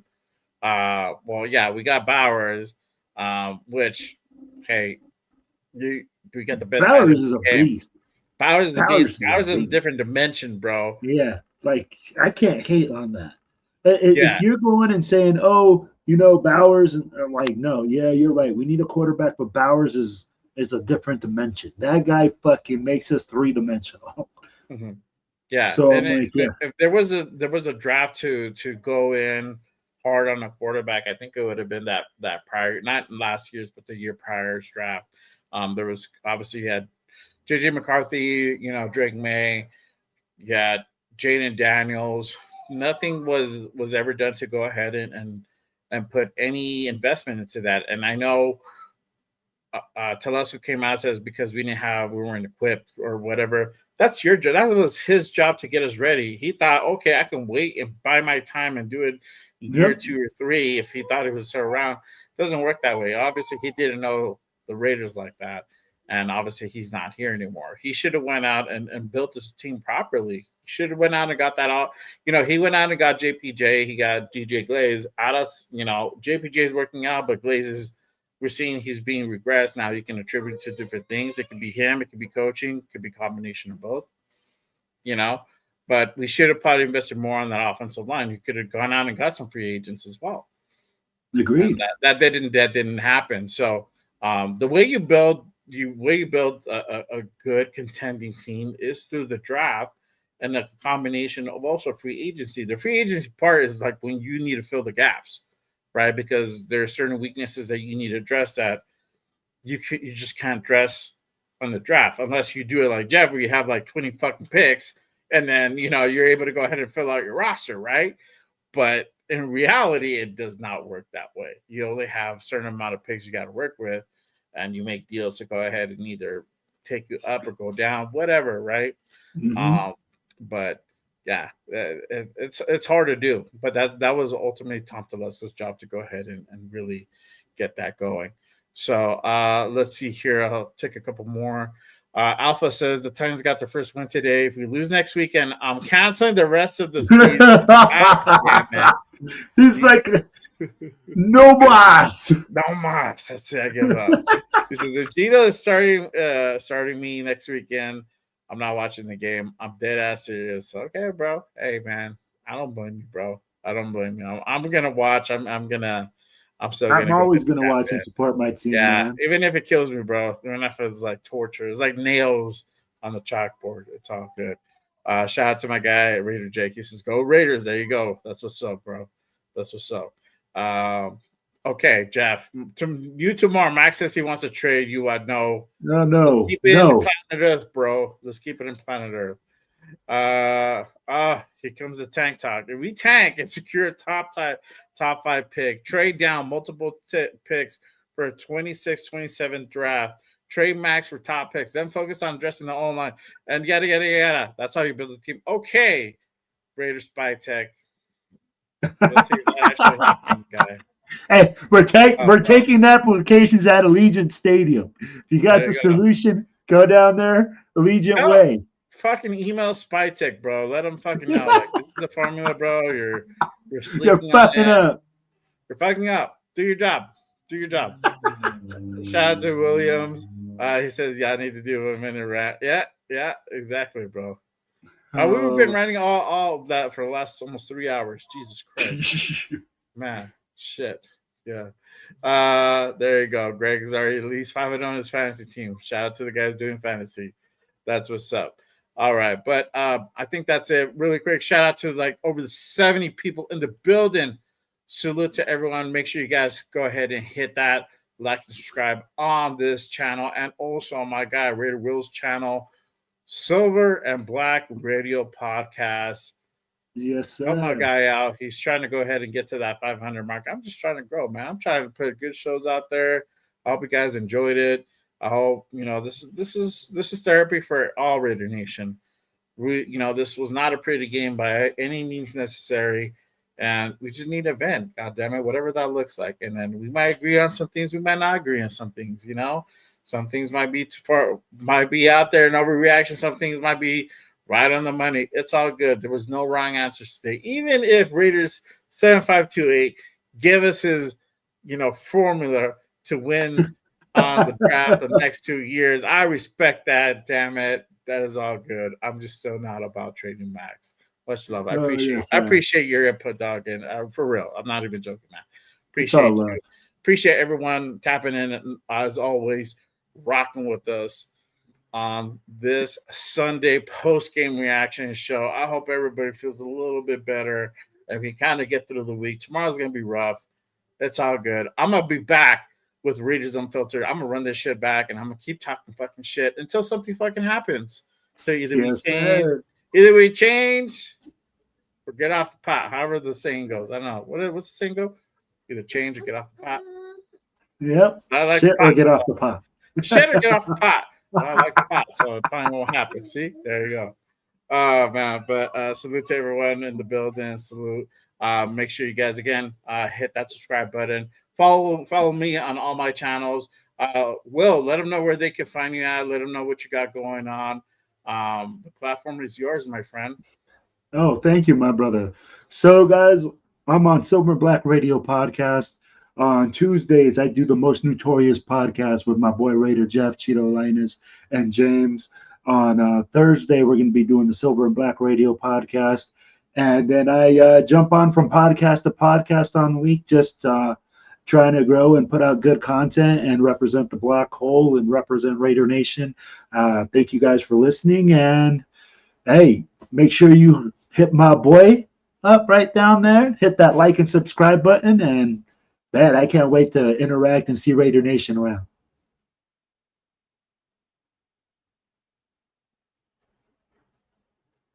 Jeff, you're muted. I know. I was like, wait. I know my daughter was right here next to me. Yeah, same thing. I rep the Raider Nation, rep the Black Hole out here in Albuquerque. Salute to everybody out here in Albuquerque, the Black Hole chapter. My guy, Pred, as always, holding it down. Make sure you guys go ahead and follow me on my socials. Threads, TikTok, X, all of them. Hold down J Raider 505, as you guys see on the side. So appreciate everyone tapping in and rocking with me. Make sure you guys go ahead and tap in tomorrow for Raiders Unfiltered. I know. I don't know why I'm doing it, but I'm doing it. I'm doing it. Raiders Unfiltered tomorrow, every damn Monday night, 5 p.m. Pacific. We're going to go ahead and talk about this game. I'll have some time to go ahead and process everything, rewatch the game, see what other bullshit I find. Call out. He's like, I'm gonna go repay the pain. Yeah, oh man. Yeah. I'm gonna tap into the war room in a little bit and see 805's breakdown on this game. So you already know. But make sure you guys go ahead and pull up tomorrow for Raiders Unfiltered, 5 p.m. Pacific on the West Coast. Salute to everybody. So that is our time for today. Appreciate you guys. I will see you guys tomorrow for that Raiders Unfiltered show. Until next time, Nation, you already know what time it is. Just Raiders, baby. Raiders! Raiders. Something gonna Raiders. happen. We're gonna change. Change has to be made. Let's do it, Raiders. Let's Come go. on. Let's go. Let's go, baby. Until New next week, time, y'all. new Do it. New week, new me, new everything. New team. God damn it. Let's go. Let's There we go, baby. Appreciate you guys. One.